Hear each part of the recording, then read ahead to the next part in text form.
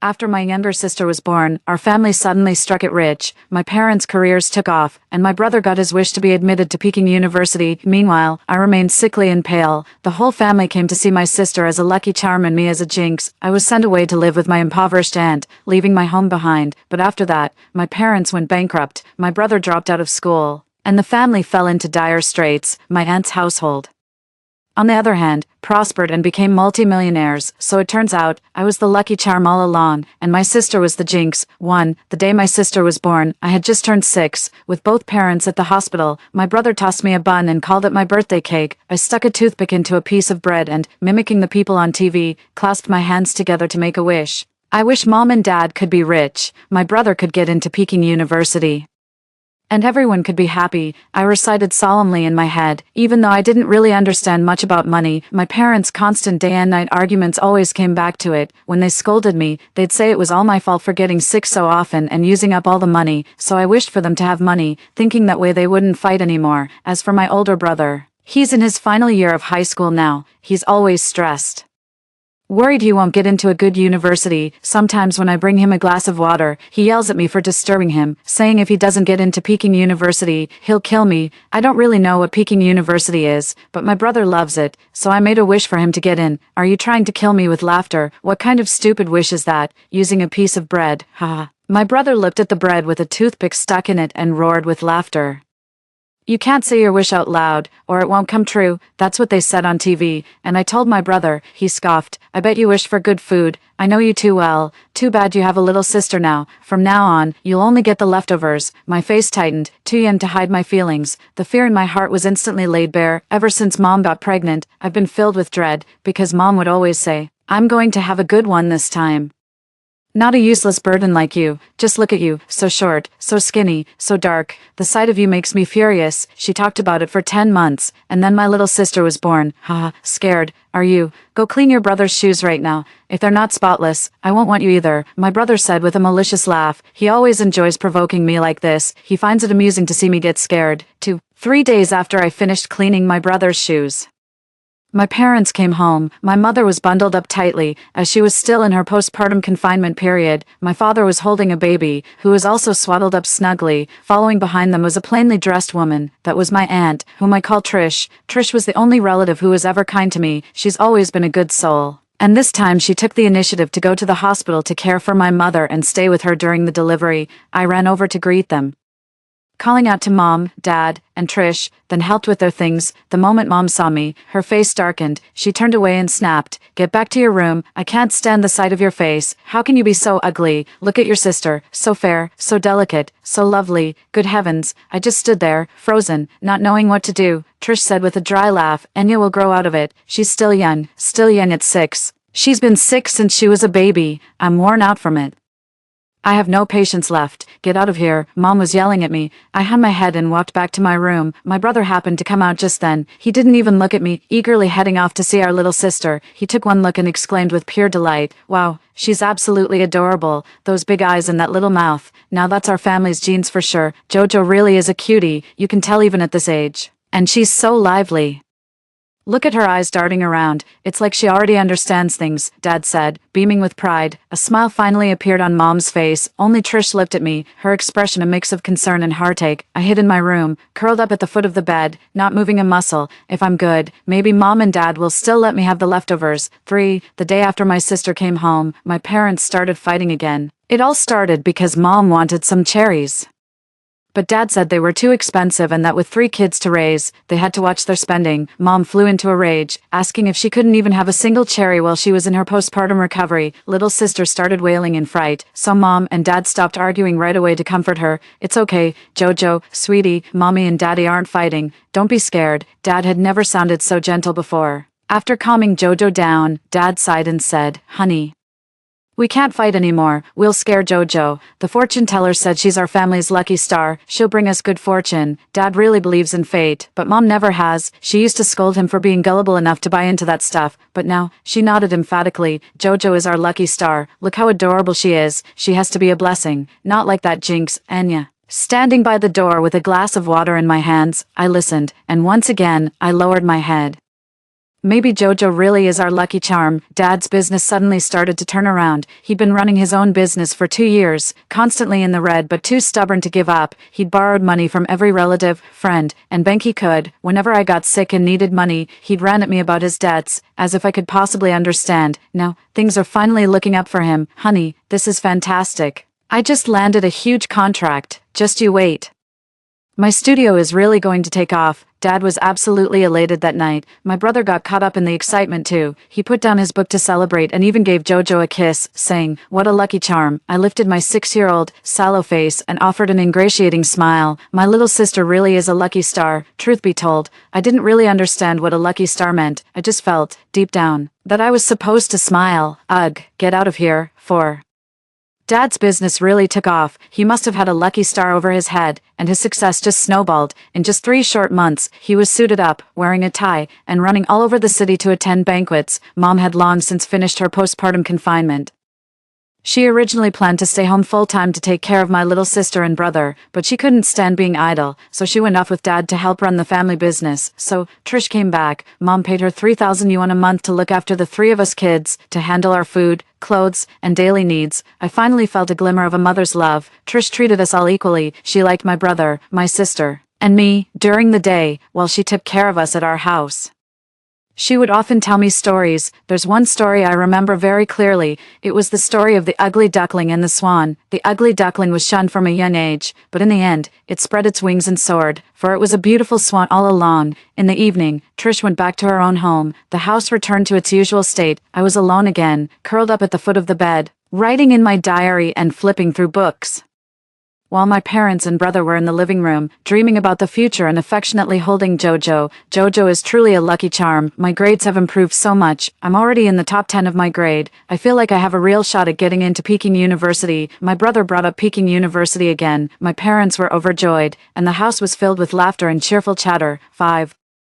The day my brother got into Peking University was the same day my dad's company was officially established. Graduating from a small studio, in just over half a year, he had become the boss, and my mom, the boss's wife. That's how our family became well off, so much so that my brother's college celebration banquet was held at a grand hotel. The place was packed that day, with over 30 tables filled with guests. I had never seen such a spectacle before. I felt both nervous and excited. What's more, my parents were in a good mood today and didn't lock me away in my room to keep me from meeting people. Of course, the main reason was probably that I needed to carry Jojo on my back. Mom, Dad, and my brother were all busy. Trish was giving instructions in the kitchen, while I sat quietly with Jojo on my back, my hands securely cupped under her bottom. I was already quite practiced at this. Having carried Jojo on my back many times at home, I would occasionally glance back at Jojo. Her lively, beautiful eyes were constantly darting around, framed by long, delicate lashes. Her cheeks were a soft, rosy pink, utterly adorable. Every customer who passed by couldn't help but stop to look at Jojo, remarking on how beautiful she was. I puffed out my chest, brimming with pride. Yeah, my little sister is so pretty. Then, a guest accidentally kicked a stool, and I tumbled down, landing hard on my side. I quickly shielded my sister's head. She burst into loud, wailing sobs.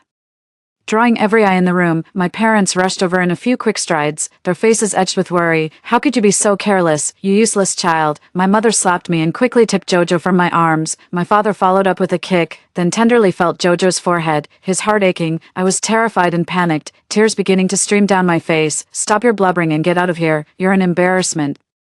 My mother was furious and even looked like she was about to hit me. As I stood there, frozen and unsure what to do, Trish rushed over, scooped me up, and tried to smooth things over with a laugh. The little one just lost their balance. It's nothing. Everyone please take a seat. Tonight, we drink until we drop. Once the guests had settled in, Trish carried me off to the kitchen. It turned out Trish used to work here. She knew the kitchen staff, so she went back there to hurry them along with the food. 6. I was sitting on a small stool in the back kitchen, facing a row of food carts laden with delicious treats. My mouth was watering, and Trish somehow managed to find a roasted squab for me to eat. I buried my head in eating, completely unaware that the corner of my mouth was bleeding from where my mother had struck me. Halfway through the meal, I looked up and saw Trish was crying. I asked her why she was crying. She crouched down and hugged me, saying, "Oh, Enya, you poor thing, what was so pitiful?" After the banquet ended, my parents and my brother were already gone, unable to find them. Trish had no choice but to take me home by herself. As she knocked, my mother's voice came from inside the house. "Don't bring her back in here. She's nothing but bad luck. I'm terrified she'll pass it on to Jojo. If you like her so much, you take her." Trish was mortified. I only took Enya to help out in the kitchen earlier. We were short-staffed. Trish, don't you have no kids of your own? My father yelled through the door. She's yours now. Take her away. My brother cracked the door open and gave me an indifferent glance. We're moving to a luxury apartment soon, and this place is going on the market. You'll have to find your own place to stay. Staying with Trish would be a good idea for you. I didn't say a word, but in that moment, a lot of things suddenly became clear. I understood what it truly meant to be pitiful, so the tears just started streaming down my face. Trish was uncharacteristically furious. Her voice trembled as she demanded, "Are you even human? You're abandoning your own child. Do you think you're better than everyone now that you have money? Who do you think washed all your clothes and shoes?" I did, back when we were poor. Mom wouldn't let us use the washing machine. I washed everything by hand. Even in the dead of winter, my skin would peel from the cold. "Trish, what are you screeching about?" My mother stormed out, pointing a finger in Trish's face. "Enya is nothing but a jinx, a curse, so what if I don't want her anymore?" Trish instantly backed down, her lips trembling and her cheeks flushed bright red. My dad came out too and snorted in displeasure. "Trish, if you want this jinx, take her, just look at her. Like a dead monkey, she's nothing but bad luck." I lost my job back then because of her. She answered my boss's call and God knows what she said to piss him off so badly. My father berated me viciously. I shook my head vigorously. I just said, "Hello, uncle," and then he hung up. "Shut up, you're nothing but a jinx. If it weren't for your sister being born, who knows how long our family would have stayed unlucky." My dad turned to look at Jojo in the cradle in the living room, and his expression instantly softened. "Your little sister is a real lucky charm. Look how beautiful and adorable she is." Jojo sat in the cradle, watching us with wide eyes, innocent and delicate. 7. Trish took me away. She carried me on her back, walking step by step toward the old town, a distance of 8 kilometers. Lying on her back, lulled by the summer night breeze, I drifted off to sleep without even realizing it. I woke up to find Trish's husband had returned from his night shift. Trish carried me out and explained with a forced smile, "Honey, Enya is going to live with us from now on." "Okay." My uncle was stunned, his weary frame seeming to sag even further. He asked why. Trish went on to explain. Uncle's face darkened. He looked like he wanted to curse several times but held back. Finally, he let out a deep sigh, pinched my cheek with his grimy hand, and said, "Fine, fine, you're down on your luck. And I'm even worse off. We're both a couple of unlucky sods. You can stay." And so, I stayed. Uncle was a rough but deeply responsible man. The moment he agreed to let me stay, he sprang into action. He first fixed up the small storage room, then went out and found a wooden bed, and finally hung up a mosquito net. "You'll stay here. Money's tight, so you'll have to make do. We're on a budget." You see, my uncle wiped the sweat from his brow and let out a yawn, just like my parents. He was always talking about money. I clasped my hands together and made a wish. "Uncle, I hope you make a fortune." My uncle burst out laughing and turned to Trish at the door. "See that? This kid's got a silver tongue. I'm buying a lottery ticket tonight and hitting the jackpot." "Buying lottery tickets again? What a waste of money," Trish said, clearly annoyed. Her uncle just shrugged and didn't say anything more. That evening, her uncle got up, had dinner, and left for his night shift, but only half an hour after leaving, he called home. Trish thought something was wrong and quickly asked what happened. "Honey, guess what? Oh my God, I won. My uncle was over the moon." "Won what?" "A scratch-off ticket. I just casually bought a 2-on-1 and ended up winning 50,000, the jackpot. Holy crap, it's a fortune, an absolute fortune." 8. My uncle won the top prize on a scratch-off ticket, 50,000 bucks. Trish was stunned. She asked him about it over and over on the phone, unable to believe it. "That's 50,000. Just you wait. I'm coming home right now." Uncle wasn't going to his night shift anymore. He probably couldn't focus on work anyway. Trish was grinning from ear to ear, pacing around one moment, sitting down the next, then hugging and kissing me. "Enya, you're our lucky charm." "Am I really a lucky charm?" "Jojo is the real lucky charm." It was a long time before Uncle finally returned. The moment Trish opened the door, she asked, "What took you so long? Did you really get the 50,000? Yes. I went to buy a fan for Enya. I also got KFC. Look, a family bucket," Uncle said with simple, honest joy, holding the fan in one hand and the KFC in the other. Trish was completely reassured. She took the fan, then lifted the KFC bucket to her nose for a sniff. "So this is KFC," she said. "Smells pretty good. I can smell it too. And I know it's KFC. My brother buys it often, but he usually eats it by himself in his study, occasionally. If he can't finish the fries or nuggets, he'll toss them to me to finish off." "Uncle, does the KFC have chicken wings?" I asked, swallowing hard as I walked over. Uncle laughed heartily and scooped me up in his arms. "Yes, several. I bought them especially for you, my dear Enya, my little lucky star." I laughed. I really like the word lucky star. The house was filled with laughter and cheerful conversation all evening, as I sat there enjoying some chicken wings with the fan blowing on me. I listened to my uncle and Trish talk about their future plans. With this 50,000, I can buy a used van for delivery work and save the rest. If you work hard delivering packages, you can still make 7 or 8,000 a month. Our good days are just around the corner. My uncle waved his rough, calloused hands as if sketching out a grand plan. Trish giggled, nodding her head in agreement. 9. My uncle bought a van. He went out to deliver packages every morning. Trish and I would see him off at the door. I'd always clasp my hands together and make a wish. I hope Uncle makes lots of money. Perhaps the heavens heard my wish. Because Uncle's courier work went very smoothly, the customers he met were all friendly, and a month later, a great opportunity came his way. The owner of a delivery station in the south of the city is moving to the provincial capital. He said he sees how diligent and hardworking I am and is willing to transfer the station to me. It'll only cost 100,000, and I can earn it back in 6 months. My uncle came home that evening and told us about this great opportunity. Is this a scam? Trish was skeptical. I heard that station in the south of the city makes 20 or 30,000 a month easily. Why would they just hand it over to you? My uncle scratched his head and gave a sheepish grin. Well, that station had a fire about 2 weeks ago. The owner was there, and I pulled him out, so...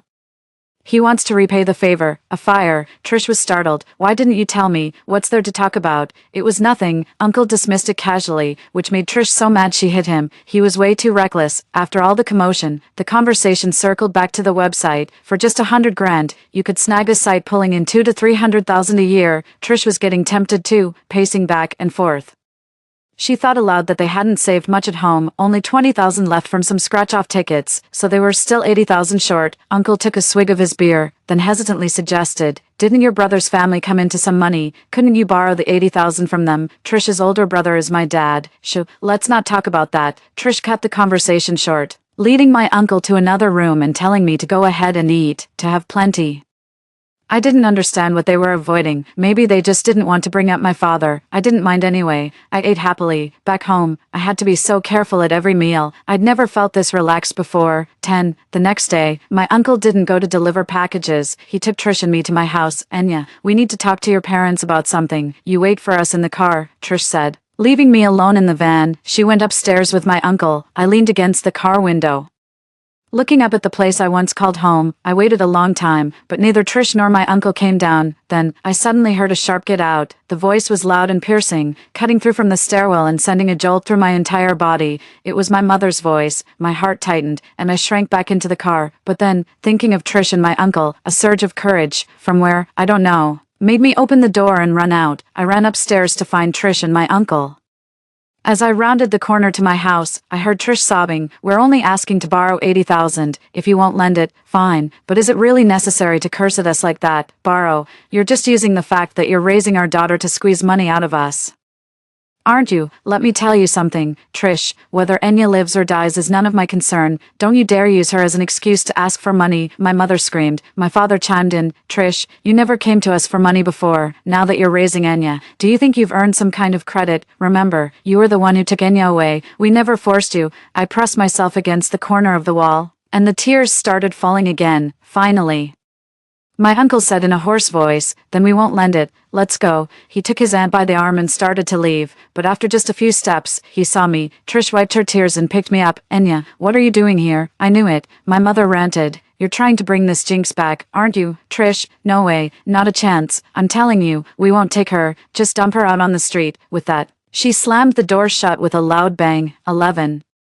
My uncle carried me downstairs on his back, with Trish quietly sobbing behind us. Back in the car, the atmosphere was heavy. My uncle's back seemed to stoop even more. He must be so worried. Where on earth would he find 80,000 yuan? Maybe I'm not a lucky charm after all. Otherwise, why would my uncle be so down on his luck? Hey, why don't we go buy a scratch-off ticket? Who knows, we might win again. My uncle suddenly clapped his hands, turned around, and grinned at us. His smile was weary, like the deep cracks in ancient earth, feigning a strength he didn't feel. Trish sighed. "Let's just go home. We don't need the station. Delivering packages pays the bills too." "Oh, what's the rush to go home? Let's get a scratch-off ticket first. We've got our lucky charm right here." My uncle pinched my cheek, stepped on the gas, and off we went. We arrived at the lottery outlet in no time, with me in one arm and holding Trish's hand with the other. My uncle led us inside.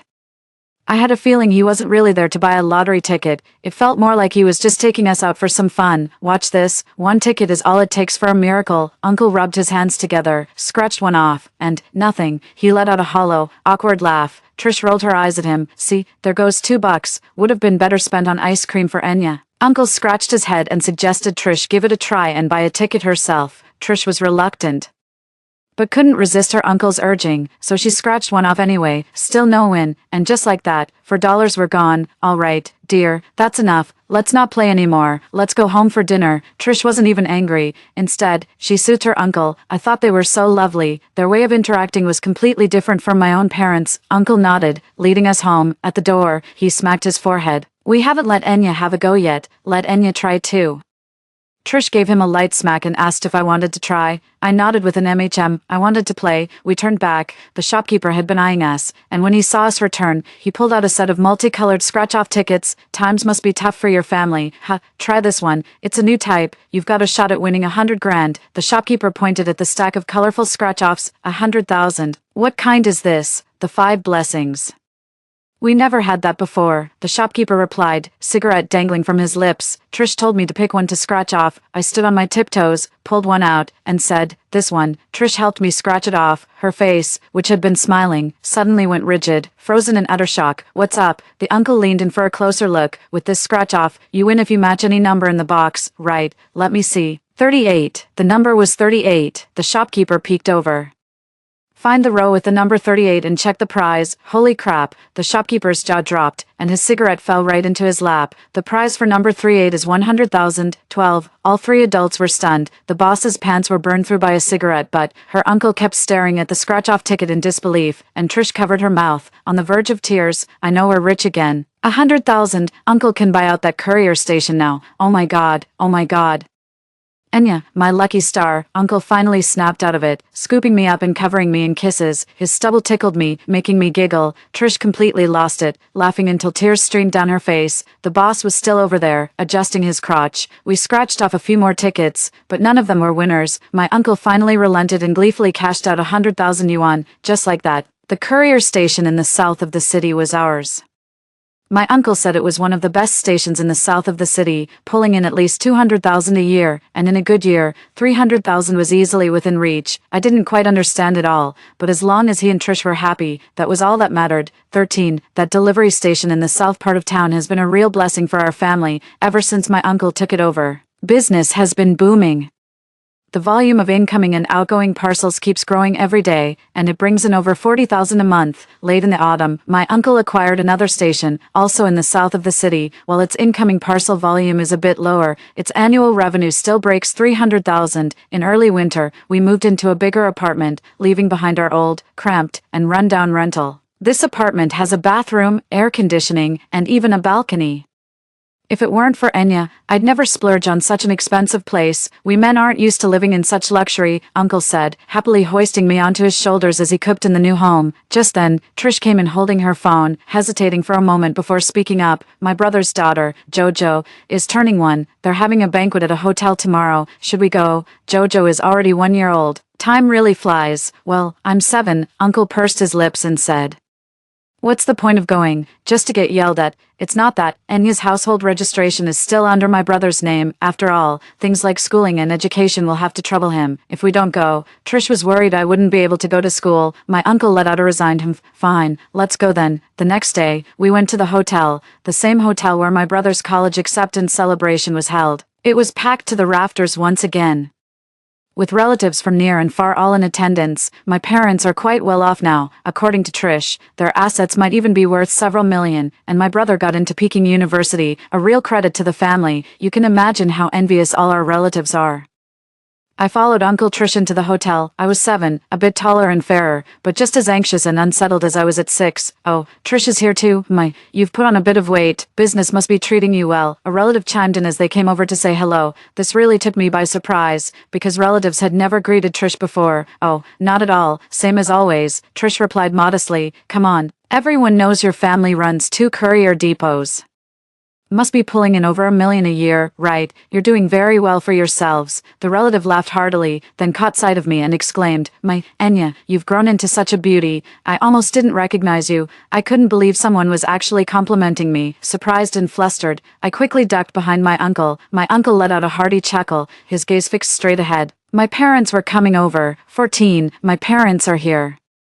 My father was dressed in a suit and tie, and my mother was elegantly attired, holding Jojo in her arms. Jojo stared at us with wide eyes, her cheeks a soft, rosy pink, like a princess from a fairy tale. My brother was nowhere to be seen. Trish took the initiative to greet them. Hey, big brother, sister-in-law, nice to see you. My mother pointed at me, visibly annoyed. You could have just come by yourselves. Why did you have to bring her? Isn't that just bad luck? My father didn't scold me, but he remained silent, treating me like a stranger. My uncle lost his temper. Whose bad luck? Some people are the ones bringing bad luck, yet they have the nerve to point fingers. What a foul mouth. My uncle finally let out all the anger he'd been holding in. All the nearby relatives and friends fell completely silent. My mother was stunned, probably not expecting my uncle to be so worked up and actually talk back. Her face flushed crimson, and she exploded in turn. Jensen, you're yelling at me. You think just because you've made a few bucks delivering packages, you're hot shit now, you useless bastard. Can't even father a son. My boy got into Peking University, and my Jojo will too. My mother had a vicious tongue, and she went straight for my uncle's sore spot. My uncle and aunt had never had children, let alone one who could attend Peking University. You shameless piece of trash. Who the hell do you think you are? My uncle rolled up his sleeves. His face flushed a deep, angry red. Chaos erupted at the banquet. Many children were frightened into tears, including Jojo, who was carried away by a relative. Trish carried me outside. Her eyes were red and swollen. I watched my mother, who was acting like a shrew, and my father, who was shoving my uncle. In that moment, I suddenly understood so much more. I didn't cry. I just made a silent wish. I no longer wanted my parents to be rich. And I no longer wanted my brother to go to Peking University. I wish my uncle and aunt had a lot of money, and I wish they would have a child of their own. 15. Jojo's 1-month celebration turned into a complete mess. Trish and I stood at the doorway, watching it all unfold. My dad and my uncle got into a shoving match that quickly turned into a full-blown fight. A crowd of relatives tried to break it up, but they couldn't hold them back. My mom stood with one hand on her hip and the other pointing at Trish in the doorway. Well, aren't you something, Trish? Bringing your husband here to cause trouble. You're a goddamn jinx. Just like that little jinx. Go to hell. Trish held me close, pressing her lips together in silence. Just as the chaos reached its peak, my dad's phone suddenly rang. He was too busy to answer it, so my mom yelled, Jensen, you lay another hand on him and I swear I'll end you. You're costing my husband business. The call was probably from a business partner, and it was important. Gasping for breath, my uncle was forcibly pulled apart by 3 relatives. My dad wiped the blood from his face, spat viciously, and then pulled out his phone. That's my son calling. My son from Peking University. Peking University, you hear? My dad held up his phone to show my uncle, then deliberately put the call on speaker. Son, what's up? Your mom and I are setting up the banquet for Jojo. When's your holiday? My dad asked loudly. My brother's voice didn't come through. A middle-aged man's voice came through. Are you Finn's parent? This is the Chaoyang District Police Station in Beijing. My dad frowned. The police station? What's this about? I'm Finn's father. The people around fell silent, listening with keen curiosity. Finn was caught red-handed taking upskirt photos of a female student in the Peking University cafeteria. It just happened. We need a parent to come down. What? My father's voice trembled violently, his face a mask of utter disbelief. The entire room erupted in an uproar. My mother completely lost her composure. She snatched the phone and started screaming. A scam call. Is it? Go fuck yourself. I hope your whole family drops dead. What did you say? What's your language? This is the Beijing Chaoyang District Police Station. The officer was furious. My mother was about to keep yelling, but my father, quick as a flash, grabbed the phone back, turned off the speakerphone, and walked away rapidly while putting it to his ear. 16. And just like that, Jojo's 1-month celebration dinner was over. Once my parents left, the relatives had no choice but to follow suit, but everyone was whispering, the topic of conversation, of course, being my brother's incident of taking upskirt photos on the way home. I asked Trish, what's wrong with my brother? Trish looked embarrassed, shook her head, and said nothing. My uncle almost laughed, shaking his head too. Finn's been spoiled rotten. He was a little terror as a kid. As long as his grades were good, he could get away with anything. See where that's gotten him now? That's right. My brother could get away with anything, as long as his grades were good. 2 days later, I heard from my uncle that my brother had been dismissed from Peking University and was even facing a 10-day detention. My parents are so ashamed they can't hold their heads up. They've even left the family group chat, and they used to be the most active ones in there. Trish didn't want to dwell on it. She chided my uncle. Let's not meddle in other people's business. We should just focus on living our own lives well. You got it. My uncle replied with renewed vigor. His business really started to take off, strangely enough. The 2 stations my uncle had taken over were becoming more and more profitable, with a steady stream of parcels every day, while other stations in the area were much quieter. By the following summer, when I was 7.5, my uncle gritted his teeth and took over 2 more stations. Trish was worried. We've got 4 stations now, and we haven't been in this business for long. We shouldn't expand too quickly. Whether a person makes it big or not often comes down to just a couple of years. I'm at a point of no return now, but with Enya as our lucky charm, we won't lose. My uncle might seem a bit simple on the outside, but he's got big ambitions, and his gamble paid off. All 4 sites turned a profit, each clearing over 400,000. That puts our annual revenue at a minimum of 1.6 million. I feel like I'm dreaming, don't you? Trish asked her uncle after calculating the profits. I feel like I'm dreaming too. How about you? Her uncle nodded, looking at me. I was digging through the KFC family bucket. Honestly, the chicken breast at the very bottom is just awful. I think the hot wings are a bit tastier. 17. The family has become well off. I've become more beautiful. It seems like every few months, I grow into my features a little more. Trish thoughtfully bought me a full-length mirror. She helps me get dressed and groomed every day, always telling me how much prettier I'm getting. I don't have a strong concept of what pretty means. I just feel like I've gotten taller, my skin is fairer, and I've put on some weight. I guess that's what they call being pretty. My uncle bought a BMW recently and has started doing business on the road. No one really knows what kind of business he's running, though. Trish no longer needed to take on odd jobs. She stayed home with me, keeping the house spotless. In the evenings, she and my uncle would whisper to each other. They thought I was asleep, but I was secretly listening. I heard my brother hasn't been doing well lately. His company's in trouble. Sigh. It seems Finn's situation really hit him hard. They were talking about my parents. That industry of his was always a flash in the pan. You only make money for a year or 2 at most. My uncle spoke with the air of a big boss now. Now that we have some money, we shouldn't make risky investments. Let's buy a house first, to give Enya a proper home. They would sometimes talk about houses. Trish wants to buy a house. My uncle pondered and said, if we're buying, we should get a large, single-level apartment, go for the best right away. It has to be downtown, with access to good schools. The price doesn't matter. We can easily cover the down payment. I would often fall asleep listening to them talk. In my groggy state, I heard them giggling again. How about it? Let's make a baby so Enya can be a big sister, you shameless old things. When the autumn wind began to blow, Trish found out she was pregnant.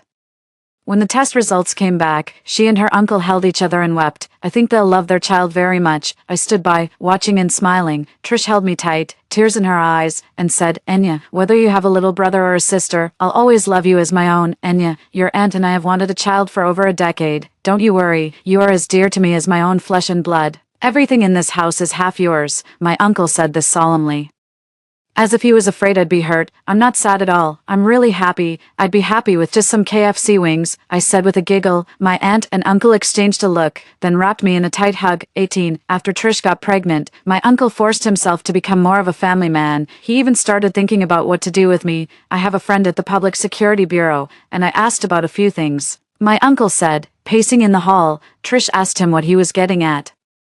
Uncle looked at me and said, we need to transfer Enya's household registration here. From now on, she'll be my daughter and take her mother's surname. Trish's face lit up with hope. Is that possible? It must be difficult, right? As long as your brother agrees, it won't be a problem. Come on, let's go talk to my brother, uncle, and Trish set off with me once again. On the way, Trish made a call to ask where my brother was. It was the first call she'd made to him in months, after hanging up. Trish sighed and said, looks like my brother's taken a huge hit. He's actually moved back into his old place, and that new luxury apartment he bought is back on the market. That bad, Uncle said indignantly. Come to think of it, he never even invited us over for a housewarming when he moved. We never even got to see the new place. Don't ask. Let's go to the old house. Thank God we never sold it, or they'd have nowhere to stay. We went to the old house. Looking at the familiar building and stairwell, my palms began to sweat. After all this time, this place still frightens me. To be precise, it's the people here that I'm afraid of. My uncle parked the Mercedes and came over to take my hand. He and Trish each took one of my hands. Just as we were about to go upstairs, my father came down. He was dressed in loungewear and slippers. His complexion was sallow, and he had lost a noticeable amount of weight when they met. My dad's eyes immediately went to the Mercedes parked by the roadside. Jensen, is this your new car? My dad asked, shaking my uncle's hand. My uncle nodded. Yes, I bought it last month. I traded in my old BMW for it. Money, ha, you've really made it. My dad forced a smile and shook my aunt's hand. Trish, it's been a long time. You look wonderful. Oh, I haven't changed. It's Enya who's the pretty one. Look at her. Trish scooped me up with affection. I had grown quite a bit taller. My complexion had lightened, my clothes were much nicer, and my hair was neatly kept. My dad stared, taken aback, and it took him a good long moment to recognize me. Oh, it's really Enya, you've grown so much. Come here, let daddy give you a hug. My father extended his arms. I instinctively shrank back. He scratched his head awkwardly and invited us upstairs. 19. As I stepped inside, a strange smell hit me. The house was a mess. The countertops were cluttered, with takeout containers scattered about. Your sister-in-law is putting Jojo to sleep. Let's sit in the living room, my dad said, gesturing for us to sit as he poured tea. I scanned this once familiar home, but couldn't find a trace of its familiar warmth. The only thing I was familiar with was the door to my brother's study, which had remained firmly shut. Suddenly, it swung open. My brother emerged, his hair a disheveled bird's nest, scratching at his sagging belly, his eyes bleary and unfocused. He had gained at least 30 pounds, looking utterly listless, with sleep still crusted in the corners of his eyes. From behind the door at his back came the sound of a video game. Finally decided to show your face. All you do is play games. You don't even sleep. You're a complete waste of space. My dad started yelling at my brother the moment he saw him. My brother scoffed, went to get some water with a yawn, and then noticed us. He didn't react much to seeing my aunt and uncle, but his eyes landed on me. I sat there quietly, my hair in two pigtails, wearing a white dress, looking very well behaved. My brother stared at me for a long time without saying a word. Trish stood up. Finn, this is Enya. Don't you recognize her? Enya, my brother muttered, his gaze shifting away before turning back to me. He just looked at me with a complicated smile and said, my sister's back. You've grown so beautiful. I held Trish's hand, my head hanging low. My brother gave a forced laugh, abandoned the idea of pouring water, and hurried back to his study as if to escape something. My uncle began to get down to business. He and Trish want to formally adopt me. He can make it happen, as long as my dad agrees. Before my dad could say a word, my mom suddenly burst out, you want to transfer Enya's household registration? Absolutely not. Enya is our precious daughter, and that's final. My mom was firm and domineering. She had lost a lot of weight too, but her demeanor was still fierce, her eyes full of greed. She wants to use me to make a quick buck. My uncle was furious. Your precious daughter. Now she's your precious daughter. What's wrong with that, Jensen? Don't think you're so great just because you have a few lousy bucks. It's just a courier shop, isn't it? You're making $1 million at most. Once our company gets through this rough patch, making tens of millions will be a piece of cake. My mother remained haughty. She had always looked down on her uncle and Trish, and that hadn't changed even now. Her uncle stood up in a rage, and Trish quickly stepped in to smooth things over. Everyone, calm down. Let me handle this. She looked at my mother and said, sis, I know you're in a tough spot right now. Tell you what, I'll give you 100,000. In return, you let Enya transfer her household registration. My mother's eyes lit up, and she exchanged a glance with my father. My dad immediately got defensive and said coldly, no way, Enya is our own flesh and blood. We are not selling our daughter. My dad's attitude changed in an instant, just like my mom's. Damn it, you people have absolutely no shame. You abandoned Enya for so long, and now suddenly she's your own flesh and blood. My uncle cursed angrily. Jensen, you dare curse at me again. Let me tell you, you're just a lousy deliverman. You have no right to talk to me like that. My mom kicked over the teacup. I shrank back and covered my ears. The tears came again. I wasn't crying from fear. I was just upset. After arguing for half an hour, Trish was the first to give in. She asked bluntly, how much do you want?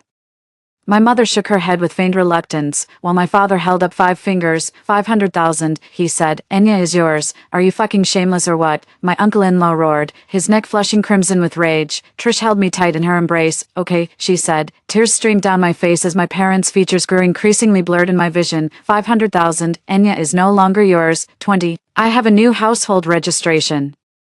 Even though studying and going to school are still the same, I feel like I've been reborn. Trish got her driver's license and bought a Mini. She drove me to school every day. When I got out of the car, she would smooth my hair, straighten my collar, and tell me how pretty I was. I came to understand what pretty meant, because little boys were always writing me love notes. We were just elementary school kids. How shameless. I had just turned 8 when winter break began. Trish took me out for steak.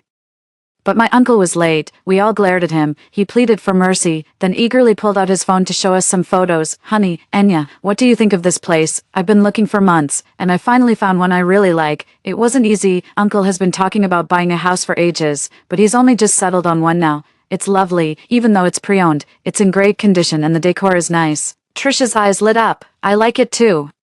Because I saw a really beautiful nursery inside, and there's even a hanging swing chair. When your little brother or sister arrives, they can sleep right here, I said, pointing to the nursery and glancing at Trisha's belly. Her bump was already showing a little. Then it's settled. We'll take this one. We'll buy it tomorrow, declared my uncle with the confident flourish of a man who wasn't worried about the cost. We went and bought it the very next day. Just like that, I had a new home.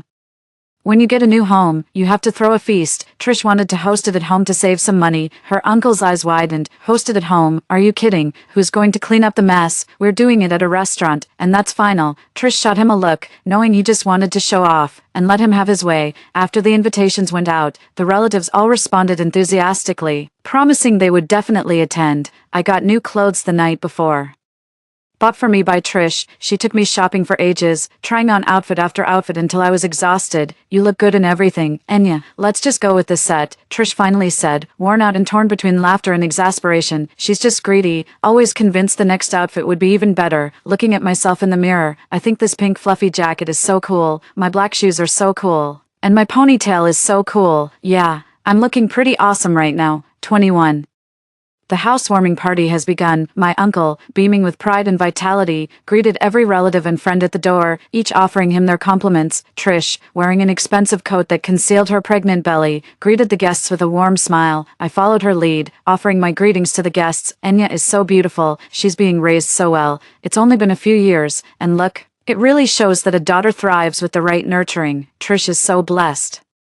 What a wonderful daughter she has. Everyone was complimenting me, which made me pause for a moment in surprise. I remember, back then, they were all praising Jojo. Jojo, my younger sister, is the most beautiful. I smiled and thanked everyone. Trish greeted the guests and pulled me aside to look for my uncle by the door. Honey, is there anyone else we're waiting for? Trish asked. Everyone's here except your brother, Uncle said with a slight curl of his lip. Trish was silent, lost in thought.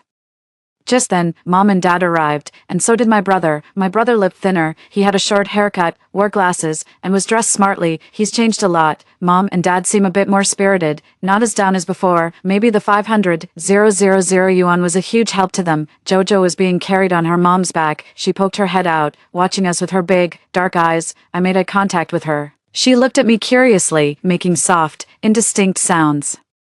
He's 2 years old now and starting to talk a bit. I think she's still just as pretty, with that fair, rosy complexion. Of course, I'm pretty too, and I have a fair, rosy complexion as well. Hey, you made it, Trish said, stepping forward to greet him. Her welcome wasn't exactly warm, but it was politely adequate. My dad smiled. We're here. My mother fixed her eyes on me, her throat moving slightly. Is that Enya? That's right. Don't you recognize her? My uncle's voice dripped with sarcasm. My mother pursed her lips, let out a humph, then picked up Jojo and gave her a kiss. Of course I do, my daughter, my sweet girl. She planted a firm kiss on Jojo. My dad cleared his throat, pulling my brother forward with a hint of pride on his face. I brought Finn along.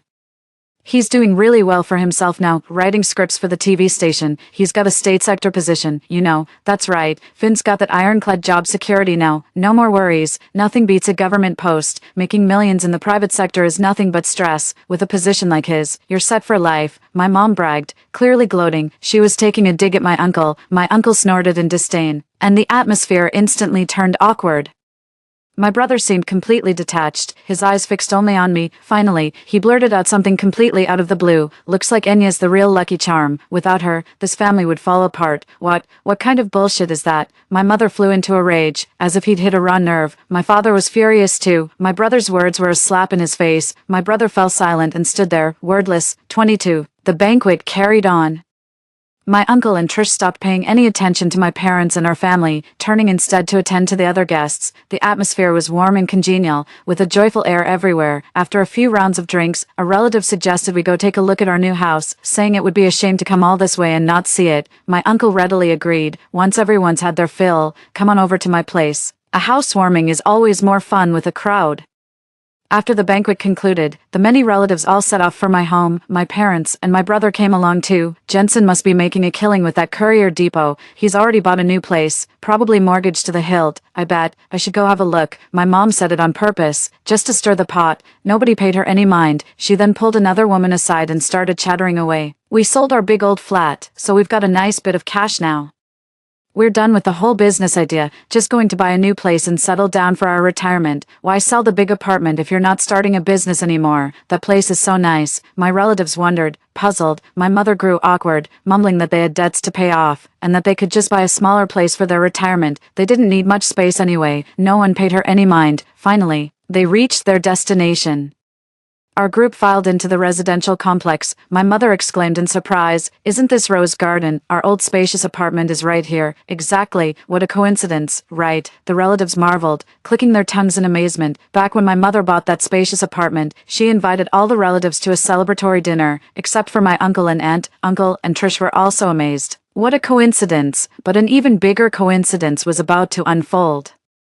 That new house of ours was the very same one my parents had sold. The transaction was handled through a real estate agent, so the two parties had never actually met. All the relatives were stunned. My mother's face flushed crimson as she stood in the doorway, screaming, "Jensen, Trish, you goddamn pieces of shit. You're doing this on purpose to disgust us, aren't you, you sons of bitches? May your family line die out." My mother's cursing was utterly vile, and my father's face was dark with anger. My uncle flew into a rage and kicked my mother to the ground. "Go ahead, say that again." Trish quickly intervened, explaining loudly, "We didn't know you were the one who sold the house. You never invited us to your housewarming party." "Shut up, you bitch. Think you can throw your weight around just because you have money now? I'll burn your damn house down. See how you like that. See how you like that." My mother was completely unhinged, screaming and cursing like a madwoman. The relatives had no choice but to restrain her, but she had truly lost her mind. She'd bite anyone who tried to stop her. My brother suddenly lunged forward and pinned my mother to the ground. My mother froze, lying there and gasping for air. "Trish hasn't been bullying us. She's the one who pulled strings to get me my job at the TV station." "Did you really think they'd hire someone with a history of upskirting on their own?" my brother said, his voice heavy.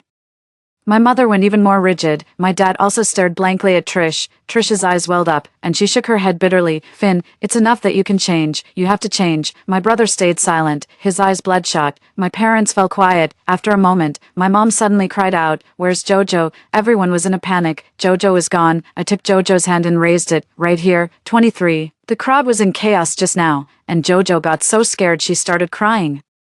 I pulled her into the house. "Enya, you jinx, don't you dare touch Jojo." My mother rushed over and snatched Jojo into her arms. Her shoulder even knocked me over in the process. I was dizzy and disoriented, unable to even get back up. Trish scooped me up in a panic. My uncle was about to go after my mom again. I shook my head, clearing the fog. I stared straight at my mother, at her furious face. It was a face I feared to my very core. 2 years have passed, yet it still haunts me like a nightmare. "You filthy ape, you're so dark and ugly. Get away from me. Just look at you. How did I ever give birth to something like you? You jinx, you curse. You're the reason our family is so poor." Every single word and sentence kept crashing through my young mind, never ceasing. 2 years old, 4 years old, 6 years old, 8 years old. How long, I wonder, before it finally stops? So I said, "Mom, I think I've figured something out." My mother froze for a moment, then stared at me with a frown. All the relatives fell silent, looking at me in astonishment, gazing at this naive child that was me. I said, "Mother, I am not a curse, I am a blessing." Mom scoffed. "What kind of nonsense is that? Did your aunt put you up to this?" "Ha ha, that's hilarious. I figured it out on my own," I said. Standing up from Trish's embrace, I walked over to stand in front of my mother. My small frame was taller than her crouching figure. "Mom, it was me.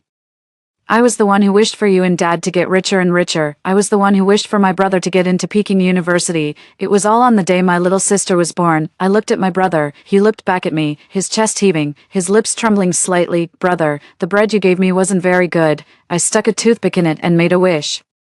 "For Mom, for Dad, and for you, I hope it all comes true." I finally said the words I had been holding in for so long. My voice may be young, but the weight of my pent-up emotions is heavy. I am a blessing, not a curse. My brother's eyes welled up with tears. "I know. I found your diary in the storage room. It was all written there. I'm sorry, Enya." With those words, he turned and walked away without a backward glance. The relatives exchanged uneasy glances.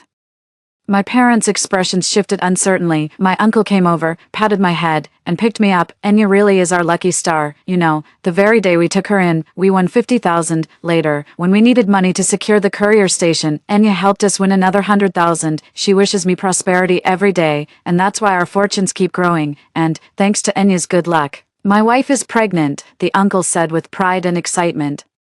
Everyone turned to look at Trish. Trish is pregnant. Why didn't you say anything? I am. We were planning to announce it after the baby was born, Trish said, opening her coat to reveal her unmistakably pregnant belly. We're all so grateful to Enya. If it weren't for her, we'd still be doing odd jobs in a rented flat. Trish wiped a tear from the corner of her eye and smiled. So, to repay Enya, the deed to this house is in her name. We bought it for her. Trish's revelation was stunning.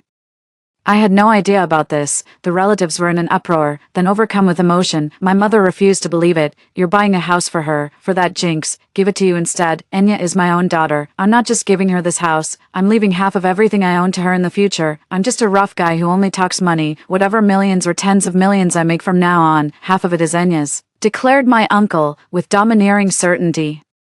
He said it in front of all our relatives, precisely so everyone would bear witness to his promise. All the relatives grew excited and started shouting in agreement. What a man, Jensen, well said. My parents turned pale, their expressions utterly dejected, and they remained silent for a long time. Everyone was watching them, as if waiting to see what other trouble they could stir up. My father, having lost all face, couldn't stay a moment longer. He shot me a quick glance, then took my mother's hand to leave. My mother held the bewildered Jojo, the exhaustion in her eyes having long since replaced the madness. She's looking at me. I buried myself in my uncle's arms until my mom and dad slunk away. 24. The incident that day caused a huge stir, sending shockwaves through the extended family. I suddenly became the envy of everyone, a real lucky charm. I also received dozens of red envelopes, all back payments from my relatives.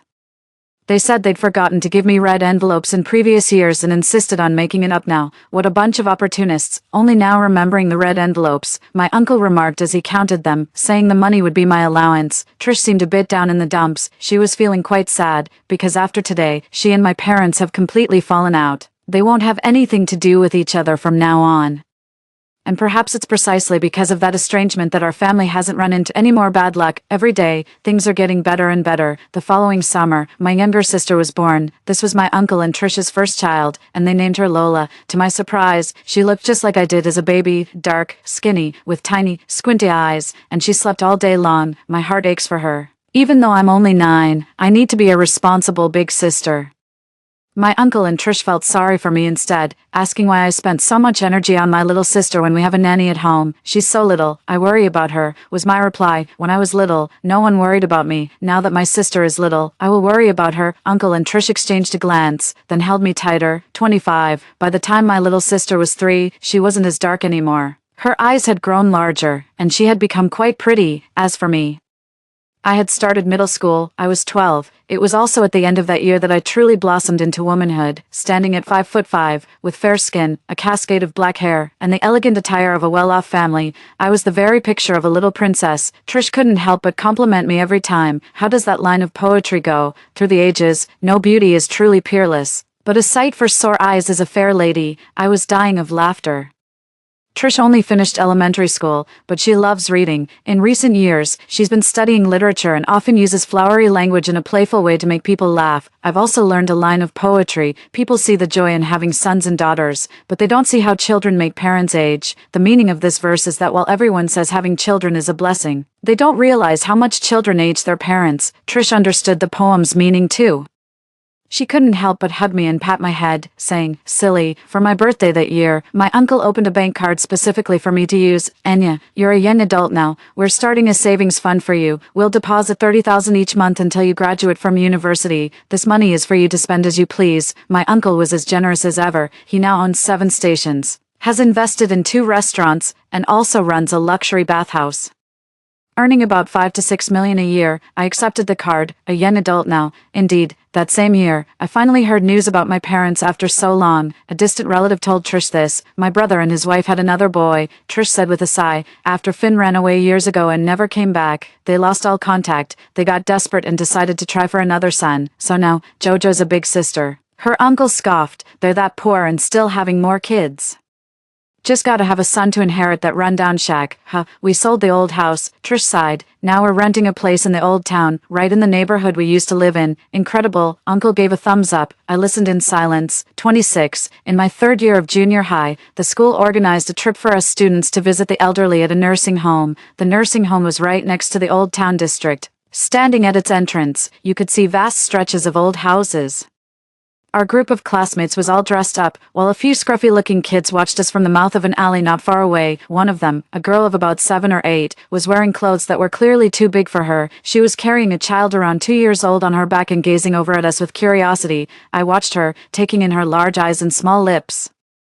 Feeling a sense of familiarity, her face should have been fair and rosy, but it was too dry and slightly chapped, causing her cheeks to flush an unbecoming red. The boy on her back, however, was delicate and adorable, with a plump, fair face and clean, tidy clothes, clearly well cared for. I jogged over. The girl shrank back timidly at the sight. I asked her, "What's your name?" "My name is Jojo." The girl replied in a hoarse voice, "Jojo." My heart sank. Jojo, my most beautiful sister.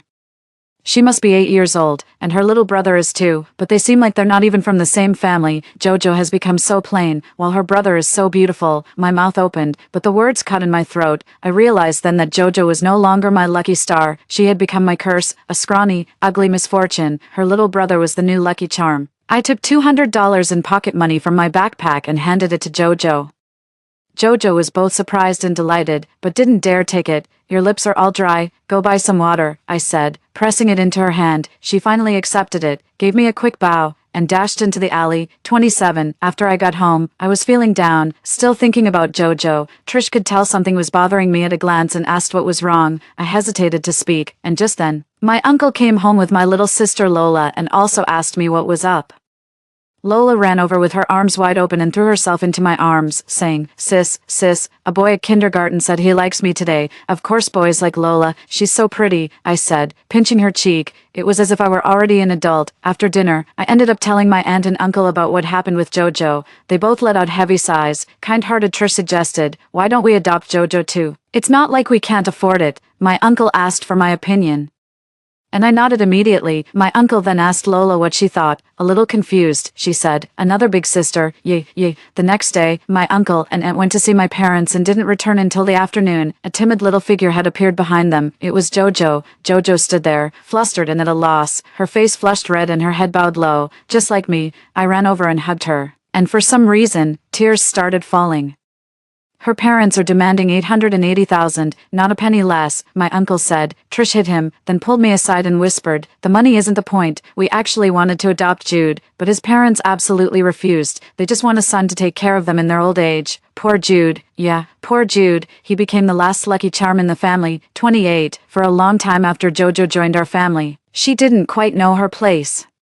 She was more mature and sensible than I was. Knowing her position, she was careful in everything she did. She still believed she was a jinx. Once, through tears, she said that her parents had gone bankrupt because of her, and she was afraid her aunt and uncle would meet the same fate. Trish's heart ached for her, and she immediately burst into tears. Her uncle waved a hand dismissively. "What jinx? Nonsense. You and Enya are both our lucky stars." Her uncle's words soon came true. His latest investment paid off handsomely, netting a full $8 million. My lucky stars. When Enya came, she helped me build everything from scratch. Now with Jojo here, she's taking me to the next level, Uncle said loudly on purpose, making sure Jojo could hear. Jojo pretended to be engrossed in her book, but she was all ears, secretly listening in on our family conversation. I saw her finally break into a smile. I smiled too. We sisters grew even closer. And soon we were sharing a bed every night, chatting about all the funny things at school, which boys were cute, and whose hair looked nice. Jojo never cried again after that. That all changed in my senior year of high school, when my dad was sent to prison for assault while drunk. According to Trish, ever since my parents got their hands on our family's $880,000, they started living it up. They didn't save a penny. Just blew through money hand over fist every day and picked up a whole host of bad habits. The money was long gone, and so was our spirit. My father ended up in prison, and my mother drifted through each day, barely scraping by on odd jobs. As for my brother Jude, he had been taken in by our grandmother in the countryside long ago. He would likely live out an ordinary, hardscrabble life there. Jojo cried for a long time, but didn't say a word. I held her, and didn't say anything either. When Jojo was in middle school, I got accepted into Peking University. It was a great honor for the whole family, just like when my older brother did it. A celebration banquet was a must, and it had to be a big one. Trish even invited my mom, but she didn't show up. Trish couldn't even find out where she was. I finally heard from my brother. Somehow, he found out I got into Peking University. He went out of his way to contact Trish and even sent a gift back. Your brother isn't doing well, Trish said with a sigh as she handed me his gift. He's working odd jobs and freelancing as a writer on the side. He calls himself a sewer rat, doomed to live in the shadows, and says that's where he belongs. I opened it to find my childhood diary and a red envelope stuffed with cash. On the red envelope, my brother wrote, "I wanted to get you a birthday cake to make up for all the years, but I'm too far away to send one. Go buy yourself one. The money for 18 years worth of cakes is all here." As I held that stack of crumpled bills, I remembered my 6th birthday. The only one who remembered was my brother, who tossed me a stale piece of bread. How time flies. 29. After the college celebration dinner, my uncle offered to take me to buy a new laptop for university. I got into his Maybach. He joked, "Miss Enya, I'll be your chauffeur today. Hope that's all right with you." More than all right. "I also wish you endless prosperity, Uncle," I said, clasping my hands together. "Amen." My uncle burst out laughing and drove me to buy a notebook. On the way, he slammed on the brakes, but still bumped into a woman who had suddenly darted out in front of us. The woman let out an exaggerated shriek and threw herself onto the hood of the car, wailing, "It hurts so much. Help, I've been hit. I've been hit. Damn it, a scam." My uncle muttered in frustration as he opened the door and got out. I was curious, so I got out of the car too. "Help, he hit me, my back is broken," the woman shrieked hysterically, pounding on the hood of the car. My uncle yanked her up by the arm. "You trying to scam me, you bitch, you looking to die. Look, he's threatening me, he's hitting." The woman threw her head back and screamed, but her voice was suddenly cut off. My uncle stood there, stunned, because it was my mother, whom I hadn't seen in 3 years. My heart clenched and then released. And I stood there calmly, like a leaf falling from a plane tree. My mother's disheveled hair danced in the wind. She looked from my uncle to me, her grimy throat working. I looked away. My uncle clicked his tongue in annoyance, wanting to say something but unable to get the words out. He then pulled out his wallet, took out a few red bills, and tossed them to my mother. "There, happy now. Now get out of here." My mother caught them in a flash, her eyes lighting up as she bowed repeatedly in thanks.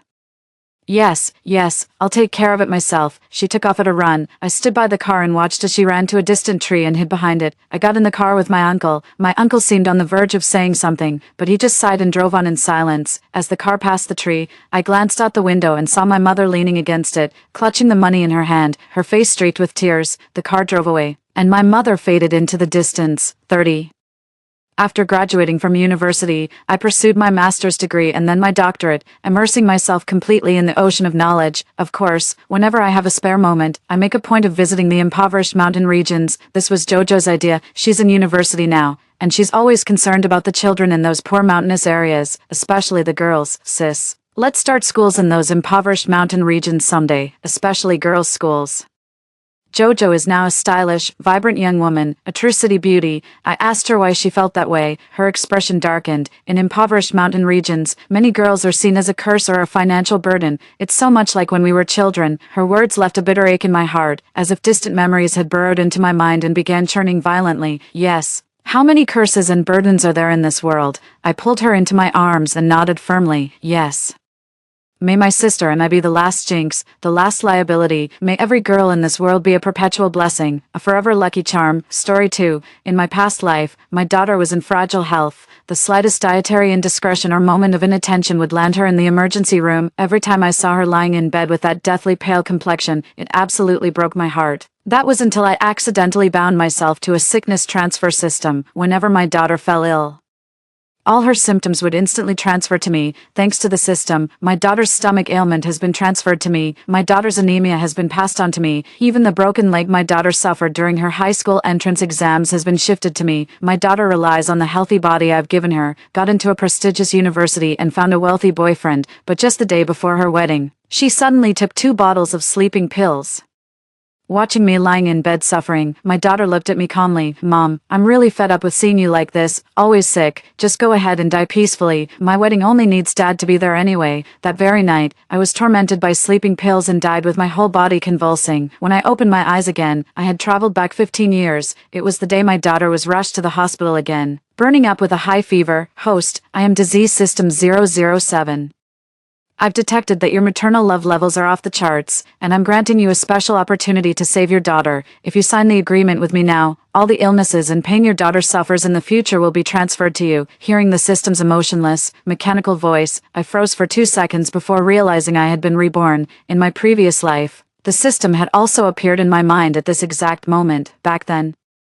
After hearing the system's introduction, I didn't hesitate for even half a second before signing the agreement. My daughter has always been frail since childhood, constantly battling colds and fevers, frequently suffering from pneumonia, and just 6 months ago, she developed asthma. Every time I see her pale face and hear her crying, it breaks my heart. I wish I could take her place and bear the illness for her, but now, after enduring the torment of my past life, I realize how foolish my previous self was, thinking I was sacrificing everything for her, fighting back the ache in my heart. I shook my head with tears streaming down my face. "I'm sorry, but I refuse to sign the agreement and bind myself to the disease exchange system." The system was taken aback. "What? You're refusing to bind? How can you refuse? Don't you love your daughter more than anything?" Hearing the system's words, I looked through the glass window at my daughter lying in the hospital bed, her face pale from the high fever. In my past life, I truly loved her to the depths of my soul, but what could I do? She utterly despised me. No matter what I did for her, it was never enough. She still thought her deadbeat dad, who never paid a cent of child support, was the best. She even went so far as to drug me with sleeping pills to kill me, just so her father could attend her wedding. Since she thinks her father is the best, I'll just let her have her way this lifetime. The system tried to persuade me for a long time. Seeing that I couldn't be swayed, it finally vanished from my mind. Even before leaving, the system kept threatening me for quite a while. "Host, let me tell you, this is a rare opportunity. You've been chosen out of millions of mothers to get this chance. If you miss it, you'll never get another one." Listening to the system's persuasion, I calmly replied, "Just go. I won't regret it." After the system disappeared, I immediately called my daughter's biological father. "Derek, I've decided to agree to the divorce you mentioned. Let me know when you're free, and we can get it sorted out. I won't fight you for custody of our daughter either." The man's voice instantly lit up with excitement on the other end of the line. "All right then, Lisa, smart move." Then, Derek hung up the phone. Listening to the dial tone, my mind drifted back to my past life.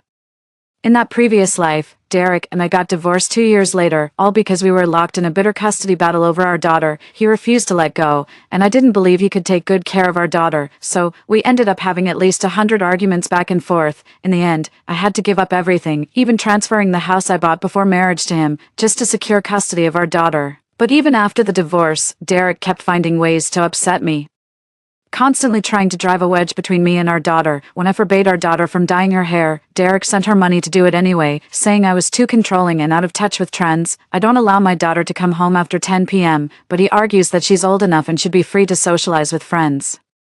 On top of that, every summer, he encourages our daughter to visit her grandparents back in our hometown. Every time she goes, she asks me for a large sum of money to buy all sorts of health supplements and gifts for her grandfather. If I refuse, she throws a tantrum at home, egged on by her father. They call me heartless for not even letting her show filial piety to her grandparents, but they have no idea I've been raising her alone under immense pressure.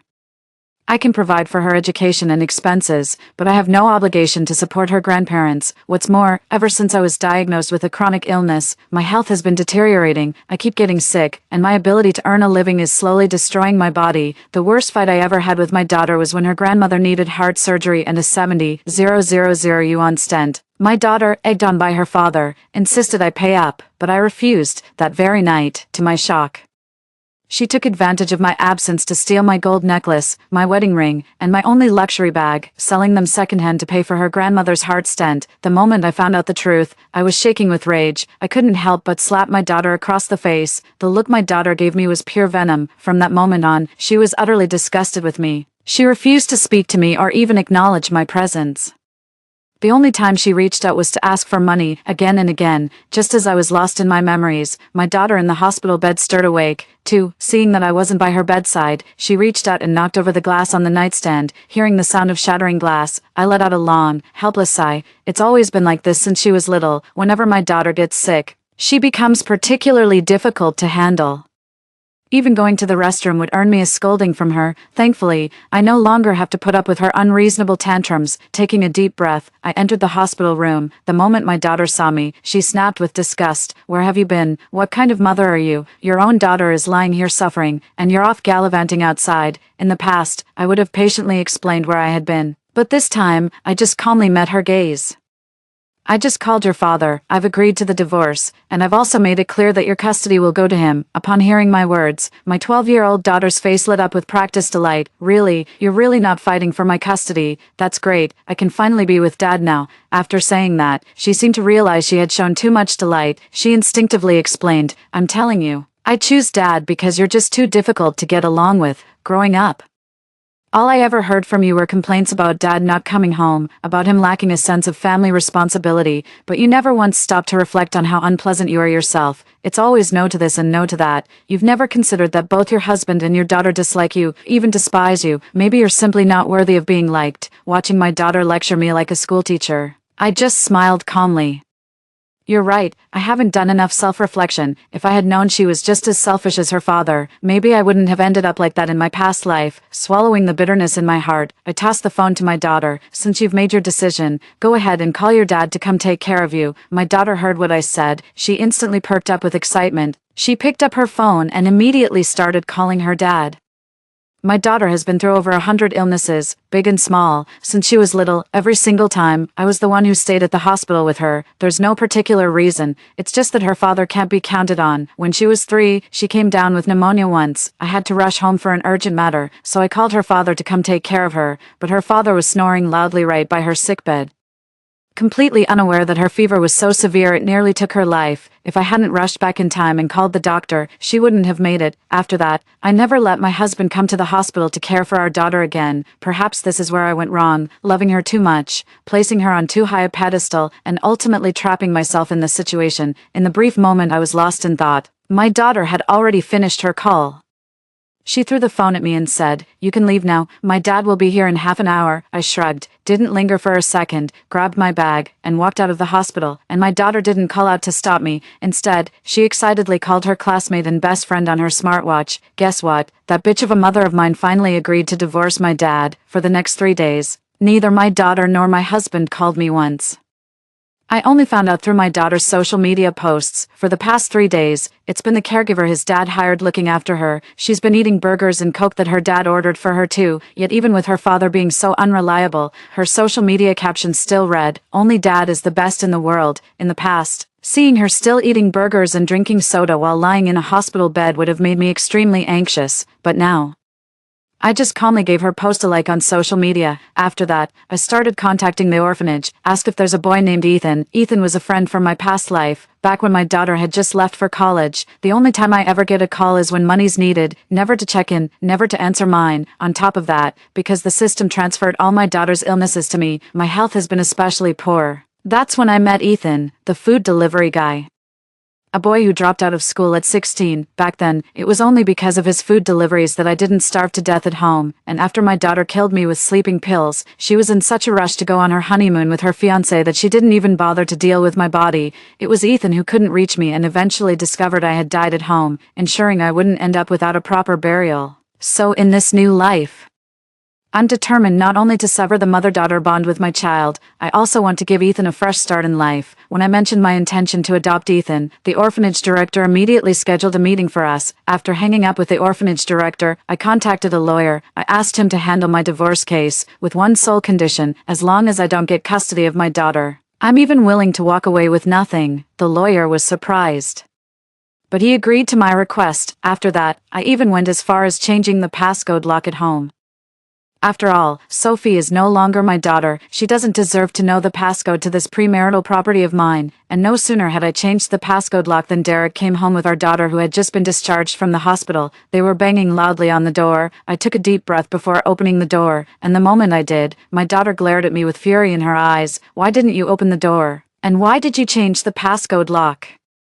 Do you even know I just got out of the hospital? You haven't called once to check on me these past few days. What kind of mother does that?" No sooner had my daughter finished speaking than my husband, standing beside me, started interrogating me. "What's wrong with you? Have you lost your mind these past few days? Do you have any idea how many days I've had to take off work because of you?" Looking at the nearly identical expressions on both their faces, It suddenly dawned on me who my ungrateful daughter takes after. Indeed, like father, like daughter, it's my fault. In my past life, I gave my daughter everything I had, only to realize at the moment of my death that she never deserved my kindness. I took a deep breath and forced down the bitterness in my heart. Then, calmly, I handed over the suitcase. Sophie, here's your suitcase. I've packed all your things inside. At my words, my daughter's body gave a slight tremble. I calmly met her gaze. You've forgotten, your custody belongs to your father now, so I no longer have the right to take care of you. Hearing my words, my daughter's eyes instantly filled with undisguised disgust. Why should I? You gave birth to me. No matter who has custody, you still have an obligation to take care of me. Seeing my daughter's entitled expression, I could only curl my lips into a sarcastic smile. As expected, no matter what I do, she never shows an ounce of gratitude. I didn't want to argue with her anymore, so I just handed her the suitcase again. Go ahead, don't contact me again. My daughter's eyes reddened with anger once more at my words. Fine, no contact it is. I only need Dad anyway. Mark my words, you'll regret this. Even if you beg me later, I won't come back. Then she took her father's arm and said, Dad, let's go. She was so enraged that she didn't even notice the turmoil deep in her father's eyes, all along. The daughter never knew that her father had never intended to fight for custody of her. He only fought me for her to get a larger share of the property. Her father always wanted a son. After my daughter and husband left, I started tidying up the room. I packed up and threw away all the belongings my daughter left behind. I also discarded every single photo that had my daughter in it. My heart ached so much taking this step. After all, she's my own flesh and blood, but in the end, I threw it all away anyway. My daughter hasn't reached out to me these past few days. Instead, she's been sending me a bunch of posts. The forum is flooded with posts condemning mothers as unfit. On top of that, my daughter even publicly tagged me in the family group chat, and she directed questions at my parents. Ms. Mildred, may I ask how you raised your daughter? Do you even realize your daughter is now refusing to take responsibility for raising her own child? And you're not even teaching this shameless woman a lesson. Seeing her furious message, I calmly removed her from the group chat. Afterwards, I contacted Derek to schedule our appointment at the Civil Affairs Bureau to finalize the divorce. Just as I expected, my husband, who had been desperately fighting for custody and rushing to get divorced, was now taking his sweet time. He even changed his tune, saying, Lisa, you don't want custody of our daughter, do you? Fine. I'll take custody of our daughter, as long as you transfer the title of that premarital property to me. I calmly replied with just 3 words, in your dreams. But little did I know, right after my unpleasant exchange with my ex-husband, right after, my daughter showed up at the house with a bunch of troublemakers. She stared at the completely empty house. At first, she was just taken aback for a moment. Then, she turned to me and snapped angrily, How dare you touch my things? My dad was right about you. You don't want me anymore. You're seeing another man and planning to remarry. After saying that, she stormed over and slapped me across the face. I was completely stunned by her blow. Holding my numb, tingling cheek, I stared at her in disbelief. Sophie, what on earth are you trying to do? Sophie glared at me with crimson-rimmed eyes. What am I doing? I'm taking back what's rightfully mine. You said it yourself back then. This house belongs to me.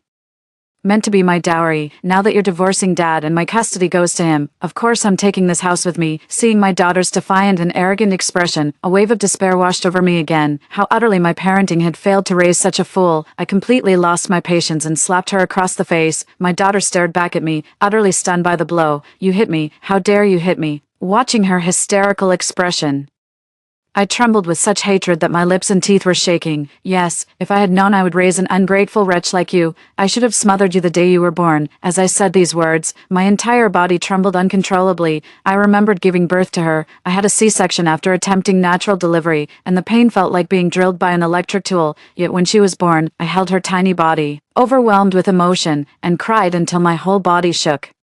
She was admitted to an incubator before she was even a month old. Every day, still recovering from the C-section, I dragged myself to see her through the glass window. Even when my C-section incision hadn't fully healed and was still bleeding, I insisted on visiting her every single day. In my past life, fully aware of the consequences, I still chose without hesitation to bind with the disease exchange system. All just so she could live like any ordinary child.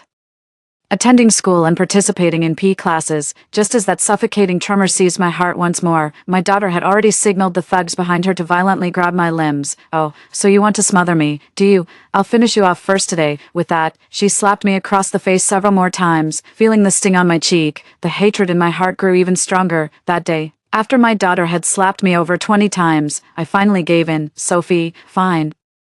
I'll transfer the ownership of this house to your father, but don't come to regret this later. 3. Sophie let out a mocking laugh. Regret? Why would I regret anything? My dad adores me. He treats me like a precious treasure, afraid I might break if held too tightly or melt if kept too close, unlike you, who's always forbidding me from doing this or that. Watching the excitement on her daughter's face, tears began to fall once again, softly and steadily. Fine, Sophie, I'll grant your wish. Contact your father right now. We'll go to the Civil Affairs Bureau tomorrow to get divorced. Even after getting my response, my daughter still slapped me across the face a few times before finally letting go. She even threw a final threat at me right before leaving the house. Lisa, you better remember this.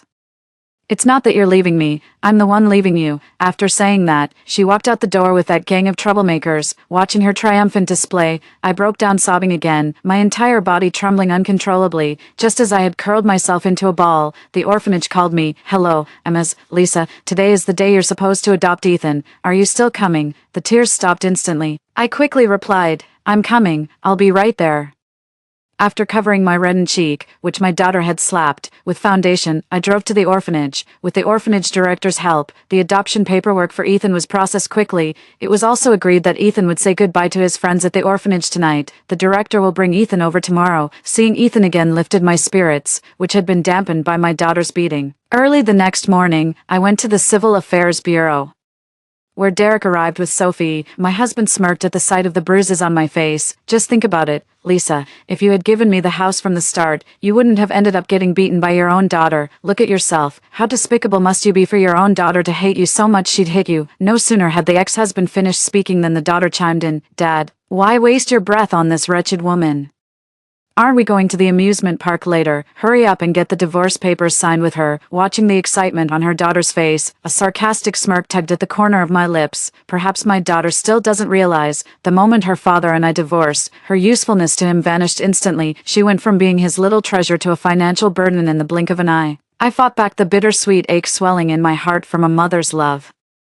Without exchanging a single word with either of them, I calmly led the way into the divorce section. By the time we stepped out of the Civil Affairs Bureau, half an hour had already passed. Watching how I was clutching the divorce certificate like my life depended on it, my daughter sneered, "You worthless woman, now you see that no one wants you. Let me tell you something, if you get on your knees and beg me right now, I might just take pity on you and drop by to check on you every now and then."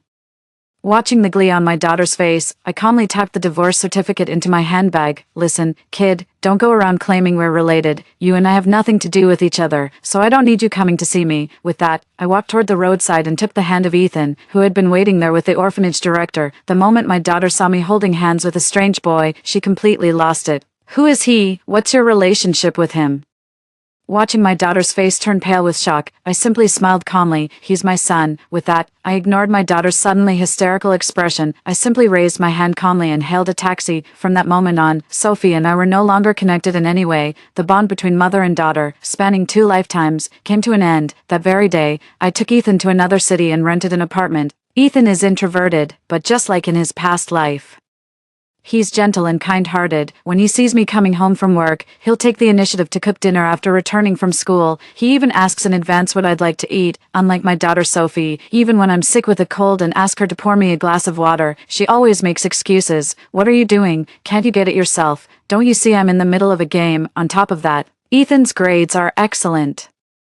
I never have to keep an eye on him throughout the process. Every time I see Ethan being so sensible, I can't help but ruffle his hair. Sweetie, Ethan, you don't have to be this grown up. Mom doesn't need you to do anything. Each time, Ethan would bury his head in my arms. Mom, I just don't want to see you working so hard. That's why I do this. I'm truly grateful to you for giving me a home and saving me from being adrift in this world. Every time I hear Ethan's mature yet slightly raspy voice, it soothes the pain of being betrayed by my daughter in my past life. Day by day, Ethan and I built a simple yet fulfilling life together. It was only then that I realized raising a child isn't exhausting at all. They're like little warmth-giving companions who always fill your heart, coming home exhausted. Even just having a simple chat about what to have for dinner can recharge our weary bodies. Ethan is truly outstanding. Despite not having access to top-tier educational resources, he still managed to get into a prestigious middle school through sheer hard work. Worried he might get stage fright, I went with him to sign up that day, but I never expected to run into my daughter Sophie at the registration site. She no longer bore any resemblance to the radiant, well-dressed woman I once knew. She wore a faded gray-black dress that was too short, its sleeves clinging tightly to her arms. This reminded me of when we bought that dress. Back then, she had her heart set on it, but they didn't have her size. She threw a full-blown tantrum right there in the store. No matter how I tried to reason with her, she absolutely refused to listen. Left with no choice, I begged the store to transfer the item from the neighboring mall, and only then did her crying subside. But that dress, my daughter only wore it once and never touched it again. She just thinks this dress doesn't suit her style. Plain and simple, I've really thought hard about this. Maybe it's because my daughter was frail since childhood that I spoiled her excessively, letting her become this unruly, but I've also disciplined her very sternly. Yet sometimes you have to admit, when a child's nature is fundamentally flawed, no matter what you do, that was all wrong. My heart ached sharply again because of my daughter, and she seemed to have noticed me. Her pupils contracted violently as she strode toward me. I merely glanced at her, calmly averted my gaze, took Ethan's hand, and headed to the registration desk. I had just handed the documents to the registration teacher when my daughter spotted me. Her lips trembled as she stared at me in terror. "Why did you bring him along?" I furrowed my brow slightly, about to speak. 2 streams of tears instantly rolled down my daughter's cheeks. "What are you implying?"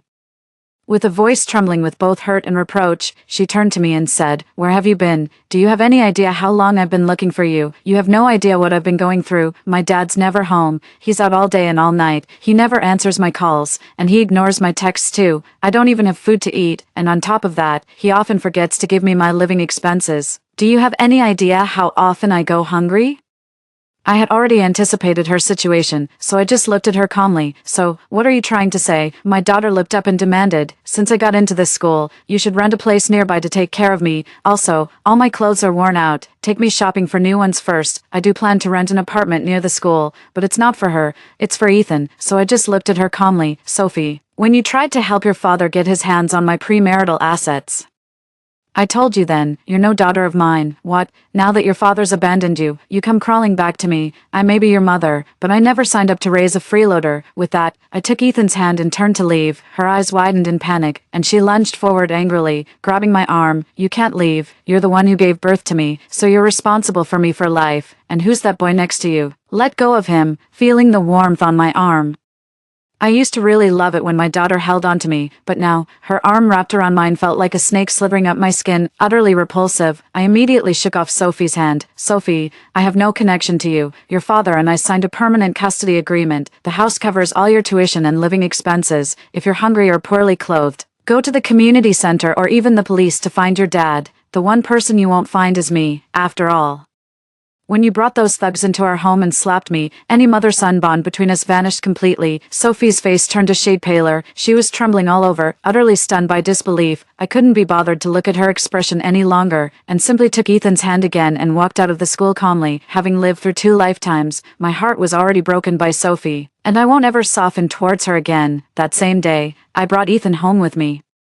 On the way, Ethan kept glancing at me cautiously. Seeing his curious expression made me want to laugh. I said calmly while steering the wheel, "I know what you're wondering. You want to ask about that girl's identity, don't you? She's my biological daughter. Back when my ex-husband and I were divorcing, she brought a bunch of thugs to the house to help her father seize my premarital assets. They beat me brutally, slapped me over 20 times.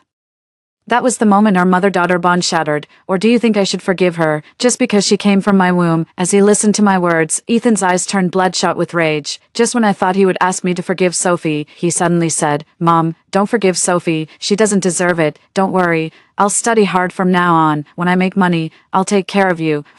Hearing Ethan's words filled my heart with comfort. In my past life, Ethan had said the same thing to me, back when he broke his leg while delivering takeout. With no income to cover his leg treatment, I took him into my home and covered his medical expenses. That's exactly what Ethan said at the time. Back then, it never crossed my mind to expect anything in return from him, yet in the end, he was the one who saved my life, and the one who laid me to rest. A wave of warmth washed over me again, holding the steering wheel with my left hand.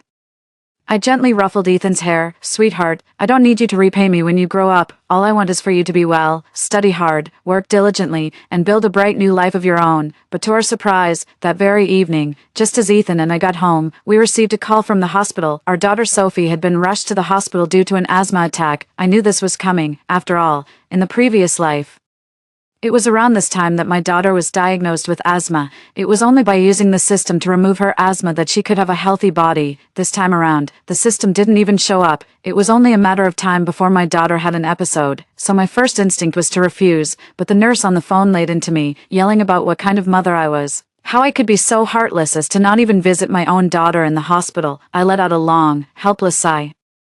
Had to rush to the hospital. After all, my daughter will get sick many more times. If she comes to me every single time, how am I supposed to have a life? Might as well let her get it out of her system once and for all. Just arrived, and the nurse was already urging me to hurry up and pay the bill. I just looked at the nurse calmly. I'm sorry, but I can't pay for my daughter's medical bills. Her father and I are divorced, and he has full custody.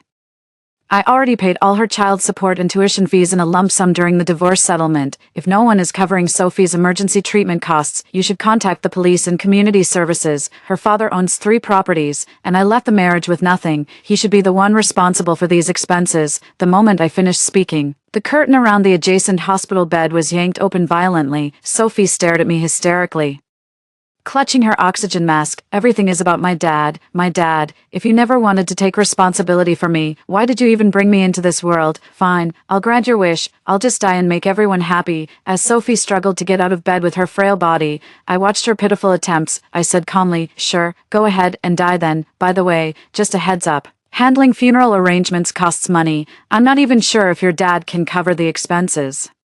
So if you don't want to end up with nowhere to rest, I suggest you call the police or ask community staff for help. Sort out your burial plot and ashes first before you go. After saying that, I handed over the lawyer's business card. The community's contact information was placed right in front of Sophie. Sophie, this is the last time I'm helping you. From now on, pretend you don't know me when we meet. Hearing my words, Sophie's body trembled violently once again. Why are you so cruel to me? You'd rather raise that bastard than take care of me, but I share half of your bloodline. Watching her in agony, I felt not a shred of compassion stir within me. After all, when I died in my past life, I begged her the very same way. I pleaded with her, saying I was her mother, begging the daughter I'd given my life to raise not to treat me this way. But what about her? Didn't she still swallow 2 bottles of sleeping pills, and then not even let me collect her body? Pressing down again, the pain of countless wounds, I just calmly tossed out a single line. Sophie, you don't deserve my support. That day marked the end of my involvement in Sophie's affairs. Through my son, I learned that Sophie likely sought legal recourse with help from community support workers. She managed to get her father to agree to pay her living expenses. But it's just enough for basic living expenses. She no longer wears pretty dresses like she used to, and can only afford to eat out for all 3 meals. Sometimes I run into her at school. When she saw me bringing Ethan his meal, even though she tried hard to hide it, the envy in her eyes was unmistakable. But every time, I just pretended not to see, never once invited her to come and eat. After all, in our past life, she absolutely despised my cooking, said it wasn't as good as pizza or KFC. She even flipped the table countless times, telling me to taste the garbage I'd made. And later, I heard another piece of news. After learning that Derek's mistress had given birth to a son, Sophie got into a heated argument with him. She threw Derek's 1-month-old son onto the ground. The baby ended up with severe brain damage. She was beaten so badly by Derek that she ended up in the hospital. Derek was sent to prison for assaulting his underage daughter. He was even sentenced to 3 years.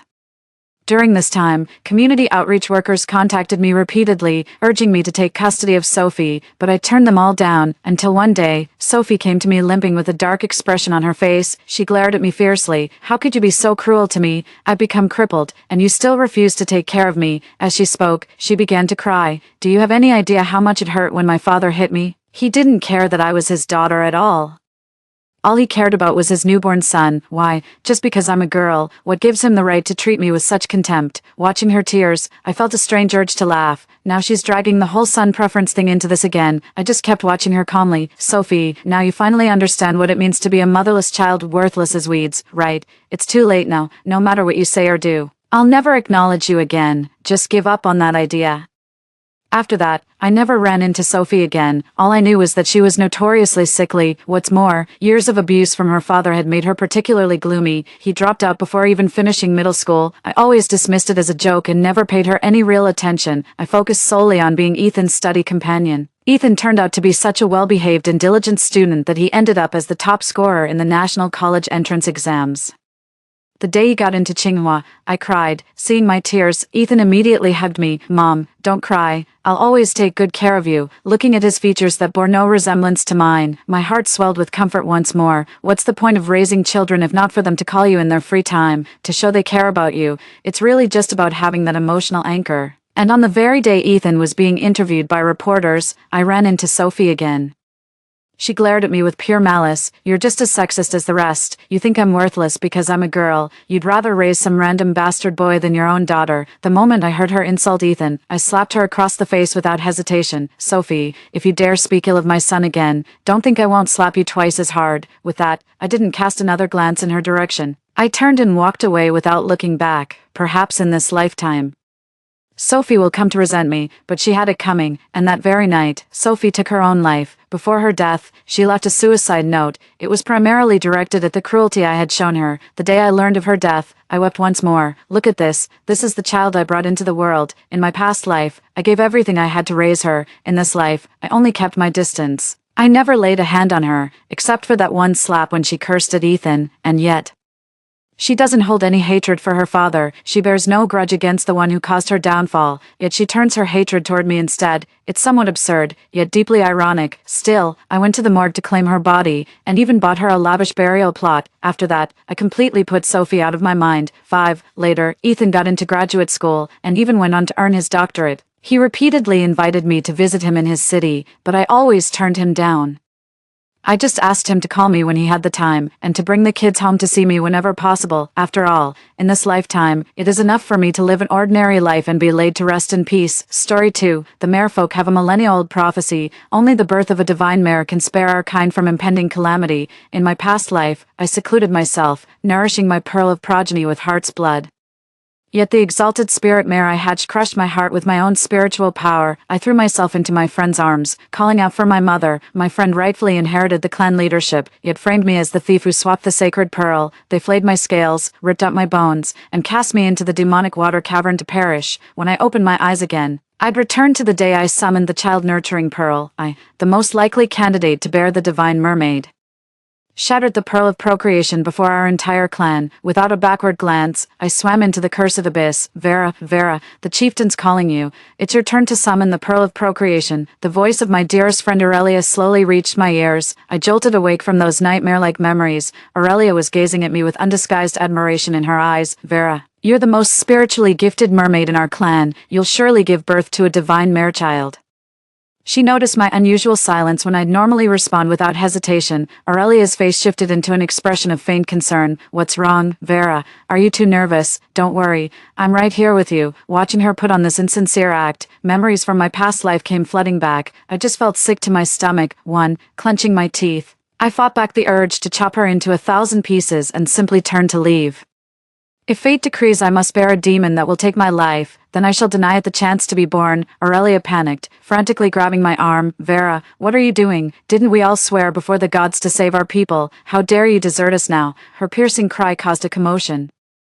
The chieftain presiding over the ceremony immediately swam toward them. Vera, what are you doing? Hurry and summon your pearl of progeny. Rage surged within me, yet I maintained a facade of obedience. Chieftain, I'm feeling unwell and wish to return home to rest. The chieftain's brow furrowed slightly, as if weighing something in her mind, but soon, she resumed that troubled expression, earnestly pleading with me. Vera, the time to summon the childbearing pearl was ordained by our high priestess in the goddess's name. If you back out now, you'll incur the goddess's wrath. Aurelia chimed in urgently from the side. Exactly, Vera, mother's right. The goddess despises oath-breakers above all. Don't let momentary anger make you harm yourself. My gaze remained fixed on Aurelia's hand clutching the clan leader's sleeve. It was her subtle tug on the leader's sleeve that had prompted the sudden change in tone.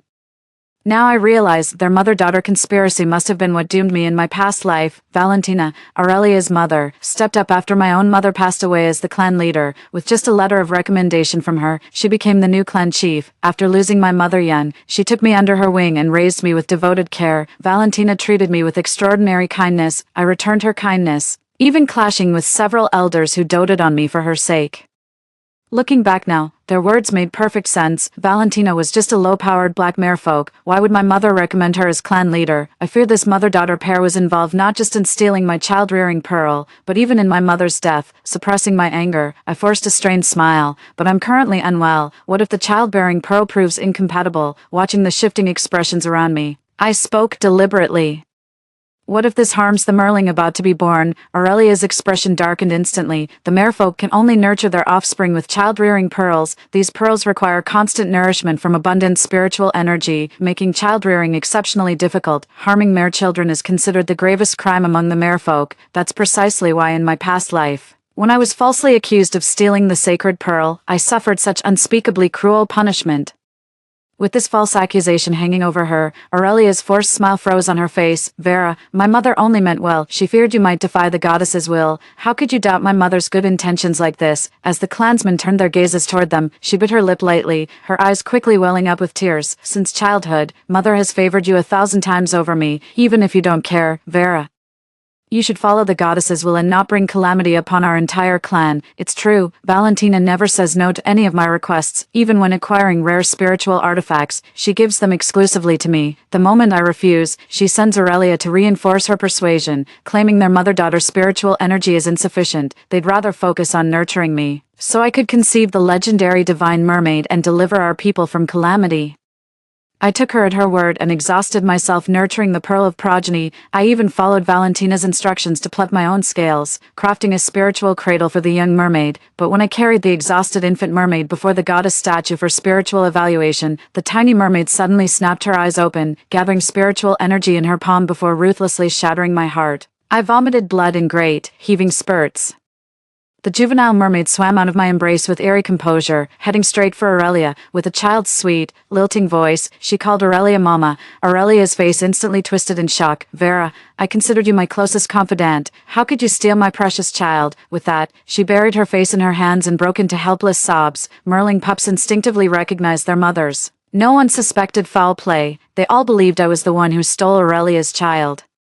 They swarmed upon me and threw my weakened body into the dungeon. The mere memory of that excruciating pain makes my fury blaze uncontrollably. In my past life, I was ever so grateful. Not only did he dote on Aurelia in every way, but he also repeatedly transferred his spiritual energy to her and her daughter, even at the cost of diminishing his own cultivation. That spiritual energy might as well have been fed to seals. As I stood my ground, murmurs began spreading among the clansmen. Absolutely.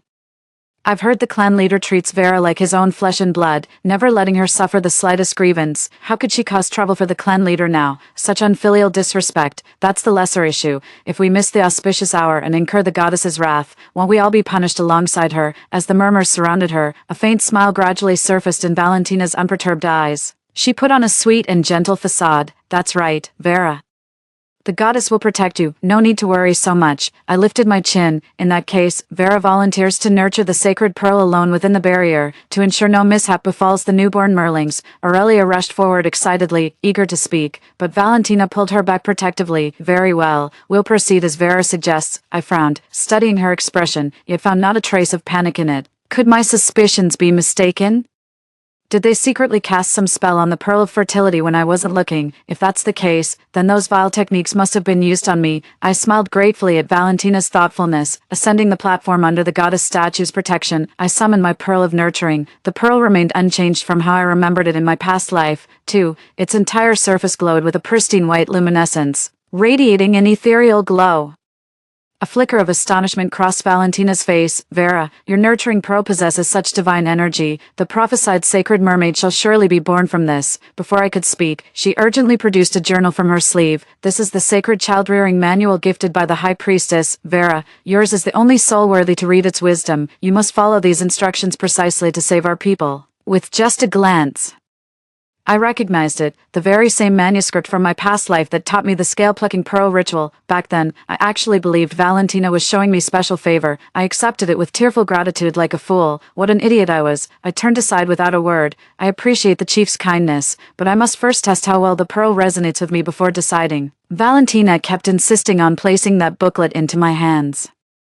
Vera, how could you disregard the priestess's words? Her expression twisted into something monstrous. If you fail to nurture the divine mermaid, what will become of our clan? I stared back with an impassive face. Each constitution differs. Should I recklessly force cultivation, we might birth an ill-omened mermaid. I gradually intensified my tone. Would the clan leader be willing to bear this sin? Valentina's composure faltered, forcing an awkward smile. Very well, after you've tried it.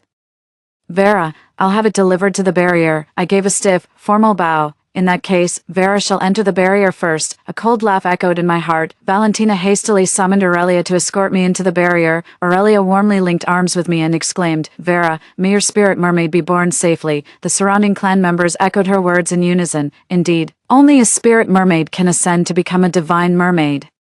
The very survival of our mermaid lineage now rests upon this precious pearl within Vera. I responded to their flattery with only a faint smile, yet Aurelia beside me wore a barely perceptible look of smugness, as if all those compliments were meant for her. Why does she remain so confident after I've rejected Valentina's manual? Was she so certain this baby merfolk would still recognize her as mother? The unease in my heart grew increasingly intense. This very merfolk barrier was where my mother carried me in her womb. Gazing at these achingly familiar objects, my heart couldn't help but tremble. Mother, rest assured, this time Vera won't fall victim to those vile schemers. I steadied my mind, channeling spiritual energy to my fingertips to meticulously inspect and mend every flaw. I even rediscovered the spiritual platform you once used. I poured the purest essence of my spiritual energy into the luminous pearl before me. This went on for 10 full days. The pearl of nurturing split open with a crack, its radiant light flooding every corner of the room in a dazzling spectacle, yet my heart grew colder by the moment. The young merfolk that emerged fixed me with a gaze brimming with boundless fury. Oh no, the young mermaid suddenly lunged at me, but I knew this was no loving embrace like a baby giving its mother. I quickly sidestepped to dodge. A surge of spiritual energy grazed past my cheek. It sheared off half a lock of my hair. Seeing its attack miss, the young mermaid gathered spiritual energy in its palm once more. When first born, a young mermaid's spiritual energy primarily comes from its mother. The same tragedy as my past life is repeating itself. The child I poured my heart and soul into raising is now attacking me with my own spiritual energy. A dull ache throbbed in my chest. Suddenly, a voice called from beyond the barrier. Vera, how are you holding up?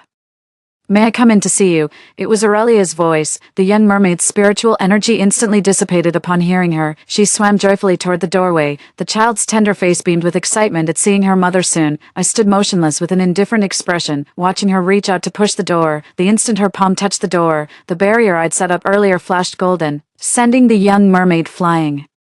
Aurelia seemed to hear the commotion inside and quickly inquired, Vera, is everything all right? Beneath that faint concern lurked a hint of schadenfreude. What a fool I was in my past life. Never once did I see through her schemes. Aurelia's urgent calls echoed from outside the house. The young mare-child scrambled to their feet indoors, her lips parted unmistakably forming the word mother for Aurelia. With a flick of my wrist, dazzling spiritual energy instantly enveloped the young mermaid. But this time, the radiance could no longer shield her. The golden light constricted, blood spraying in all directions. The vicious young mermaid instantly turned into a lifeless corpse. A sharp pain began throbbing in my chest. As the barrier fell, Aurelia burst through the door when no response came. Vera, I heard you. Her voice trailed off abruptly as she stared blankly at the lifeless baby Merling on the ground. Gasps of astonishment rippled through the crowd behind her. Vera's Merling is stillborn. Could this be the goddess's punishment upon us? Aurelia truly outshines us all. She actually hatched a spirit Merling. That's when I finally noticed. Behind Aurelia trailed many newly emerged kin, fresh from their gestation. Now they whispered behind their sleeves in hushed tones, their gazes dripping with either mockery or disdain. Just like in the previous life. 3. Aurelia still only knows these cheap tricks. She dragged the clan into this, wanting them to witness the young mare-child recognizing its mother firsthand. She even deliberately placed those notorious gossips at the very front. No need to guess, they clearly intended to spread rumors throughout the clan. The pity is, this lifetime's version of me will never again be her plaything like before. Before Aurelia could even speak, I cut her off. My illness prevented the connection with the pearl, resulting in this stillborn birth. Aurelia's eyes widened in apparent accusation of my dishonesty, but given her spiritual power, she couldn't possibly detect the anomalies in this chamber. Her lips parted and closed several times before she finally shut them awkwardly, but I wasn't about to let her off the hook. Aurelia, I heard you hatched a spirit Merling. Why not bring it out for us to see? Aurelia's eyes darted about. 2 teardrops instantly welled up. Vera, we're both broken-hearted souls, you and I. I rolled my eyes internally. Aurelia kept up her performance, completely oblivious. My spiritual energy is insufficient to sustain the newborn Merling. She took her last breath moments after birth. With that, she clutched her chest and began fake sobbing dramatically. Seeing this, her clansmen rushed forward to console her. I watched her performance with a knowing smirk. In that case, these 2 sisters should be laid to rest together. Aurelia averted her gaze and quickly changed the subject. We'll talk about this sorrow later. Vera, let's go summon the child-nurturing pearl again. With that, she reached out and grabbed my sleeve. This is a critical moment. No matter how heartbroken we are, we can't just sit here waiting for death. The surrounding clansmen chimed in agreement, praising Aurelia's noble righteousness. Aurelia's eyes practically glowed with unconcealed triumph. I watched coldly and remarked impassively, what if we fail again this time? Aurelia froze.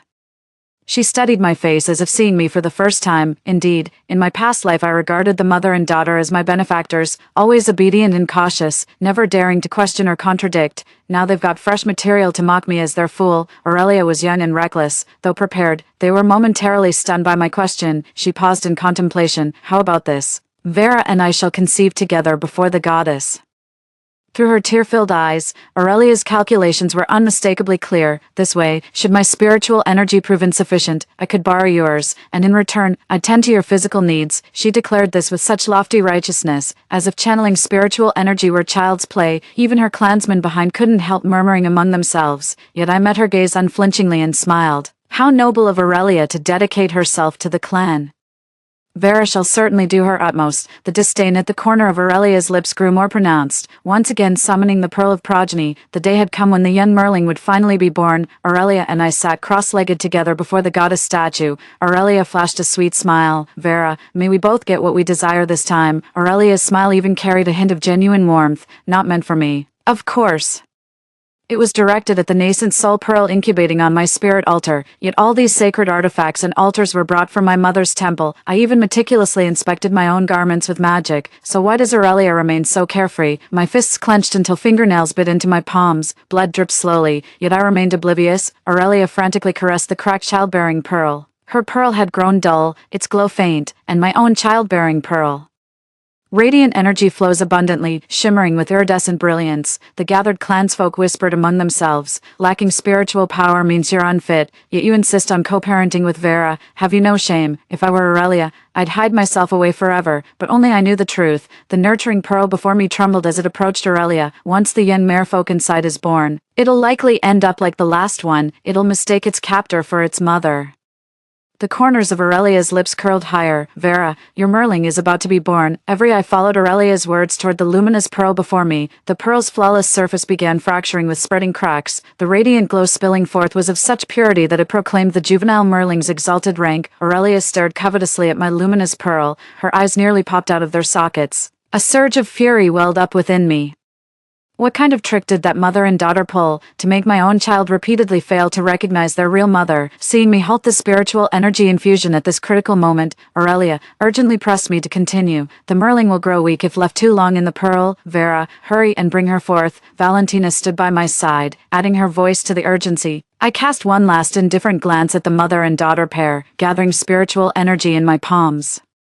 I unleashed a devastating strike upon the birth pearl. With a sharp crack, the nurturing pearl shattered under the violent impact. The unborn Merling within was instantly reduced to fragments. The sudden catastrophe left everyone present utterly stunned. Aurelia let out a blood-curdling scream. She lunged at the shattered pearl fragments, dropping to her knees as she desperately gathered the glittering dust. Would Vera, have you gone mad? How dare you harm a mere child?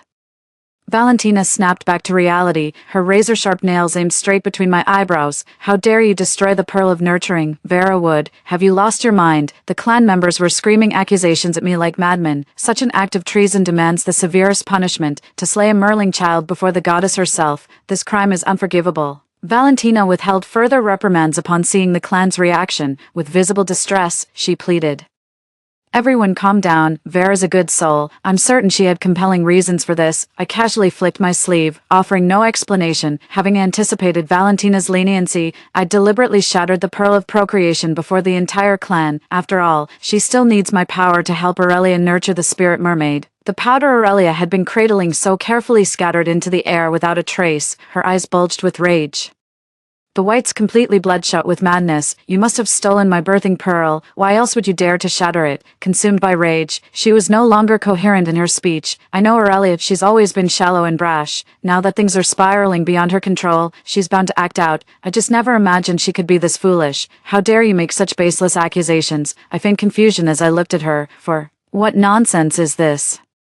Everyone's watching us. How could I possibly steal your pearl? Aurelia bit her lip, her fingers trembling with rage. With your spiritual power surpassing everyone else's, it's entirely possible you cast that illusion at some point. I smiled faintly. Aurelia never missed an opportunity to walk into traps. Then tell me, could someone of your level possibly sustain the spiritual energy required by that luminous pearl earlier? Aurelia paled instantly, utterly defenseless against the accusation. In the past life, everyone tacitly overlooked the dissonance in between. It was because of the young mermaid's affectionate demeanor toward Aurelia, but in this lifetime, the young mermaid who could vouch for her has turned to dust and drifted away. No matter what Aurelia says now, others will dismiss it as wishful thinking. The clan members had shifted their focus to gossiping about her madness, just like how they'd unanimously mocked me in our past lives.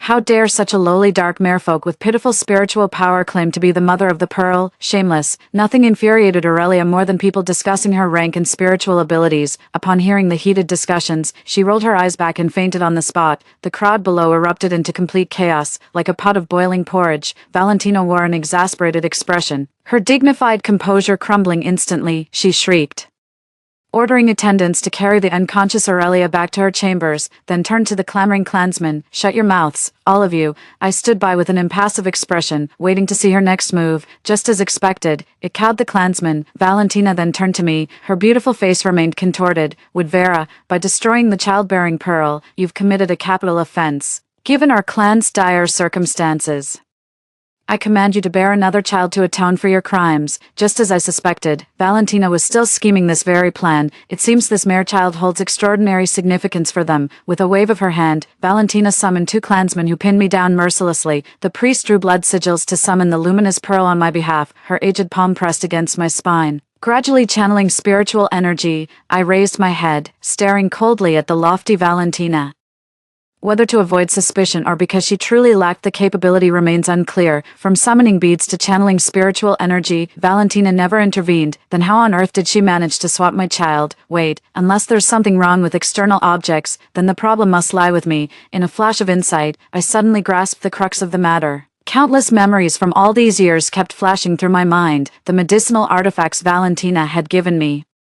This was all part of a carefully laid plan from the very beginning. I couldn't help but laugh out loud. A glimmer of delight flashed in Valentina's eyes as she exclaimed in surprise, "Vera, have you malfunctioned during incubation? You must have gone completely mad." This was undoubtedly fantastic news for them. If I acted deranged, they'd have every excuse to take my Merling away. But I'd never give Valentina and her daughter such a smug victory. I took a deep breath, forcing the priest's disrupted spiritual energy back to my dantian. The priestess's spiritual energy was abruptly severed at its source. She looked up in surprise, casting a questioning glance toward Valentina. Before Valentina could respond, a surge of pure spiritual energy sent her flying backward, along with the 2 clansmen restraining me from behind. They were all sent flying by the surging spiritual energy erupting from me. I rose to my feet, enveloped in a shimmering white radiance.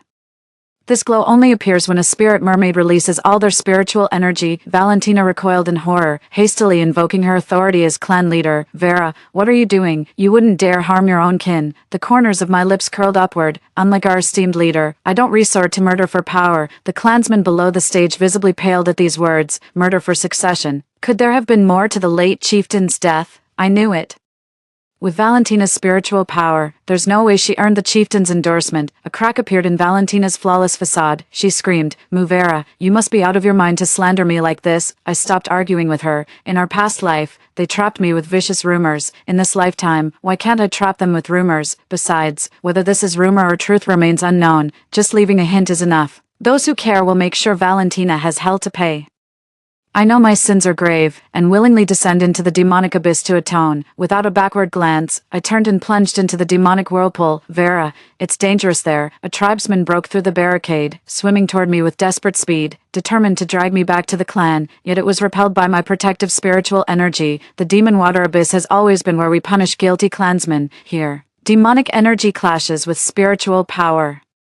Any merfolk who plunge into it are torn apart, body shattered, soul extinguished, flesh scattered. Just before my complete downfall in the previous life, I distinctly sensed an eerie familiarity in those furnishings, like the protective barrier my mother had left behind. I sank deeper and deeper. A purplish-black magical energy slowly rose, enveloping me, cautiously. I withdrew a trace of spiritual energy from my fingertips, yet what I touched wasn't the excruciating pain I'd anticipated.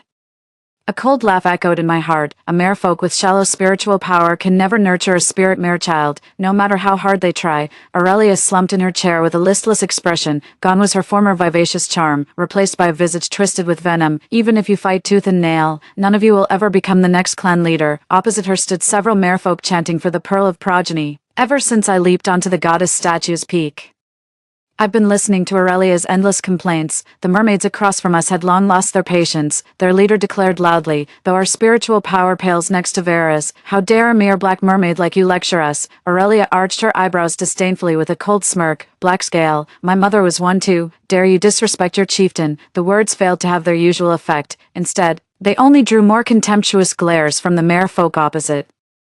No one knows how Valentina even became clan leader, yet you dare spout such nonsense here, someone chimed in agreement. Exactly, look at your smug face. Just wait till the elders find Vera, you and your daughter are finished. My planted seeds of discord were bearing perfect fruit. Propping my chin in hand, I watched the farce unfold with amused interest. Aurelia's cheeks flushed crimson with rage. She sprang to her feet, hand raised to strike the merman across his face.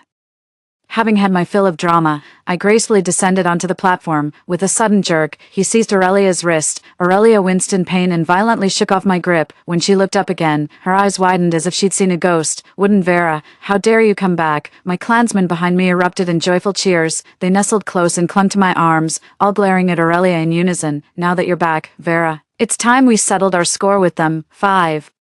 A tiny merling pup wriggled out from beneath my sleeve as I moved. Its entire body shimmered with an ethereal blue radiance. By the tides, it's a crystalline merling seen but once in a century. The clan erupted in astonished gasps. You actually birthed a crystal merling. Aurelia's despondent expression instantly brightened at the sight of the merling pup. She crouched down and called out urgently, "Come to mother, little one." The clansfolk beside me rolled their eyes in disdain. Whispering in my ear, they grumbled that Aurelia had gone mad, always claiming my child as hers. But before her words even faded, that spirited little mare-child swam straight toward Aurelia. Aurelia cradled the baby marefolk in her arms, a triumphant smile playing on her lips. Wooden Vera, the theft of my nurturing pearl, I knew it was your doing. The clansfolk who had been affectionately holding my arm moments ago froze mid-motion. A merling always recognizes its mother. This truth is undeniable. What's more, the crystal spirit mermaid was nestling its head against Aurelia's shoulder, an unmistakably affectionate gesture. Even Aurelia's skeptical clansmen found their convictions wavering. Audacious Vera, not only did you destroy the pearl of nurturing, but you dared steal another's merling. Valentina rushed over and visibly relaxed upon seeing the young mermaid. Then, she abruptly dropped her usual dignified demeanor. Pointing at me, she snapped furiously. You've clearly been corrupted by the demon water cavern's dark magic. Guards, throw her into the dungeon. The burly merman brought by Valentina rushed forward in unison, but before they could even lay a finger on me, a mysterious force sent them flying. Someone shrieked in alarm.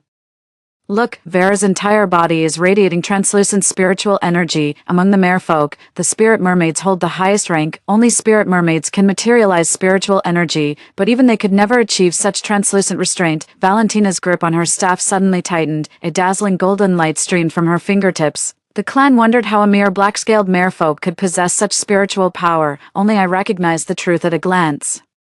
This was forbidden magic fueled by life sacrifice. Who would have thought Valentina would go to such lengths for Aurelia? Pity that glow merely grazed the outermost layer of my spiritual energy, only to be drawn in and gradually dissolved. Valentina hastily withdrew her hand, yet the injury reached his meridians, causing him to cough up blood. His own mother endured such torment. Aurelia remained completely oblivious. She simply kept patting the baby marefolk while urgently calling to the priest.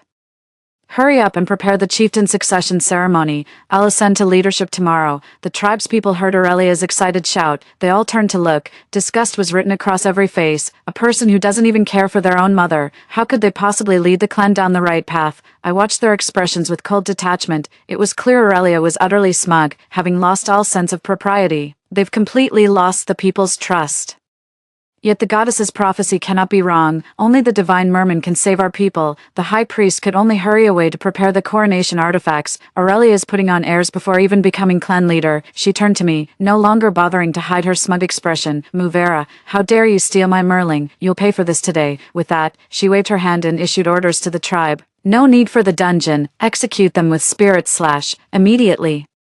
The clansmen hesitated, reluctant to obey her command, yet the burden she carried was undeniably their clan's only hope for salvation. After much hesitation, they slowly began encircling me. Even with spiritual protection, I stood no chance against so many enemies alone. To make matters worse, they'd even brought out spirit slashers. Those were the only weapons ordinary merfolk had against spirit marrows. I scanned my surroundings, then suddenly laughed. The heavens and earth convulsed as spiritual energy erupted in all directions. Boundless power surged forth from my very being. The nearest circle of merfolk collapsed in terror, their knees buckling as their courage shattered. Valentina was sent flying, smashing headfirst into the goddess statue before falling unconscious. Aurelia screamed, Woodvera has become a demon now. She even dares to slaughter her own kind. Guards, come quickly, slaughtering our kin. What a joke. In my past life, they formed layer upon layer of barricades before throwing me into the demon water abyss to perish. In this life, they've once again played the jackal to the tiger, seeking my very life. I looked into her eyes. Why shouldn't I fight back? To offer my neck for slaughter in the name of kinship, that's no principle this world recognizes. Besides, the last syllable of Aurelia's command still hung in the air. It twisted into a blood-curdling scream. The docile crystal sprite that had been resting on her shoulder suddenly raised its head and sank its fangs into Aurelia's neck. A gaping wound tore through Aurelia's neck. Her rapidly graying eyes widened in disbelief. Mother, I've destroyed the impostor. Within the demon water cavern, I found the artifact Mother left behind. The moment I touched the sacred artifact, a flood of memories rushed into my mind. So it was Valentina who poisoned Mother with that deadly toxin. She'd never suspected her dearest friend. By the time the abdominal cramps began, it was already too late. How brilliantly perceptive Mother had always been. It dawned on me instantly. Valentina's ambition reached far beyond just becoming clan leader. What she truly coveted was the primordial spiritual energy within her. With this purest essence, one could harness demonic waters as their own power source. Even a black marrow could transcend into a spirit marrow through its might. With her dying breath, Mother sealed her spiritual energy into the artifact, waiting only for someone like me, unafraid of the demonic waters, to claim it. I knew nothing of this, but Valentina was fully aware. In my past life, she guided me to pluck my scales as sacrifice for the luminous pearl. Not only did she drain the spiritual essence from my scales, but also crippled my ability to adapt to the demonic waters. That's why in my previous incarnation, I was slowly consumed by the cursed waters and died in agony, clutching the magical artifact left by my mother. I wept uncontrollably. She had my best interests at heart, yet I mistook villains for true friends. Utter foolishness. The tribespeople immediately cried out for their chieftain upon witnessing the scene. Only the priest who colluded with Valentina remained defiantly holding his head high. You never retrieved the pearl of procreation from the demonic waters, yet dare claim this mere child as your own. Her vicious triangular eyes narrowed slightly. Speak, what foul trickery did you employ? I responded with an icy smirk. In her past life, no one ever questioned whether Aurelia's mother lived up to her reputation. Now in this life, even when the young Merling recognized its mother, they still found excuses. Truly, old habits die hard. Very well then, I'll show you all. In an instant, the heavens and earth transformed as the waters stood still. Even the very air seemed to freeze in place. Then behind me, a radiant brilliance erupted in glorious splendor. All my clansmen fell to their knees, shielding their eyes as they cried, Long live the king. 6. A century ago, the mermaid goddess delivered a prophecy. In 100 years, the merfolk shall face a great calamity that only the divine mermaid's awakening can resolve. But who decreed this savior must be born from generations of young female merfolk. I am that divine mermaid. I am hope itself. During those vanished days, within the demon water cavern, I meticulously aligned my spiritual meridians using a magical artifact. Only then did I finally realize Valentina had long since replaced my spiritual veins with Aurelia's sent through those enchanted medicinal artifacts. The pearl of nurturing requires spiritual energy to sustain it. As long as Aurelia's scent lingers, the young Merling will never recognize me as its mother. But when I absorbed my mother's spiritual energy, had already ascended to become a divine mermaid. For divine mermaids, bearing offspring requires but a thought, no pearl of conception needed. I smiled faintly as I received the tributes from my people. Not far away, Valentina was just waking up. She crawled toward Aurelia's corpse like a soul possessed, screaming hysterically, How could you lay hands on Aurelia? She was your dearest friend. I raised a finger to my lips with a quieting shh. Valentina's voice was instantly silenced. In my past life, you left me with nowhere to turn. This time, you'll know how it feels. The clan swarmed over Valentina, stripping every last scale from her body, then cast them into the cursed caverns to perish. When the maid brought word, I merely smiled. Look, mother, at last, I've avenged you. The aquatic plants sway beyond the window, like a mother's tearful nod of assent.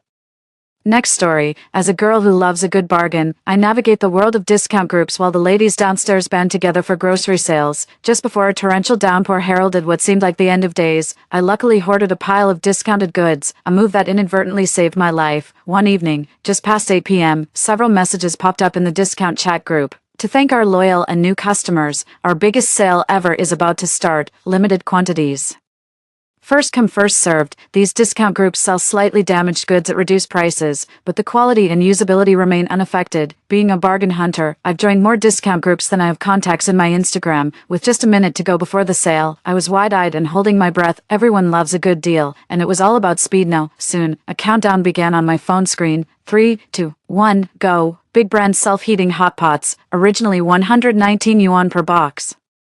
Now just 59 yuan, wow, 50% off, I'll take 10 boxes. Then another link flashed by, various instant noodles, originally 59 yuan per box, now 39 yuan, with a limit of 2 boxes per flavor, braised beef, spicy sour cabbage, chicken mushroom, seafood, 2 boxes of each flavor, and there's my year's supply of instant noodles, alcohol blocks, great for outdoor picnics. Originally 30 yuan per box, now just 9 yuan, buy 5 boxes and get a free tower stove, what's there to hesitate about?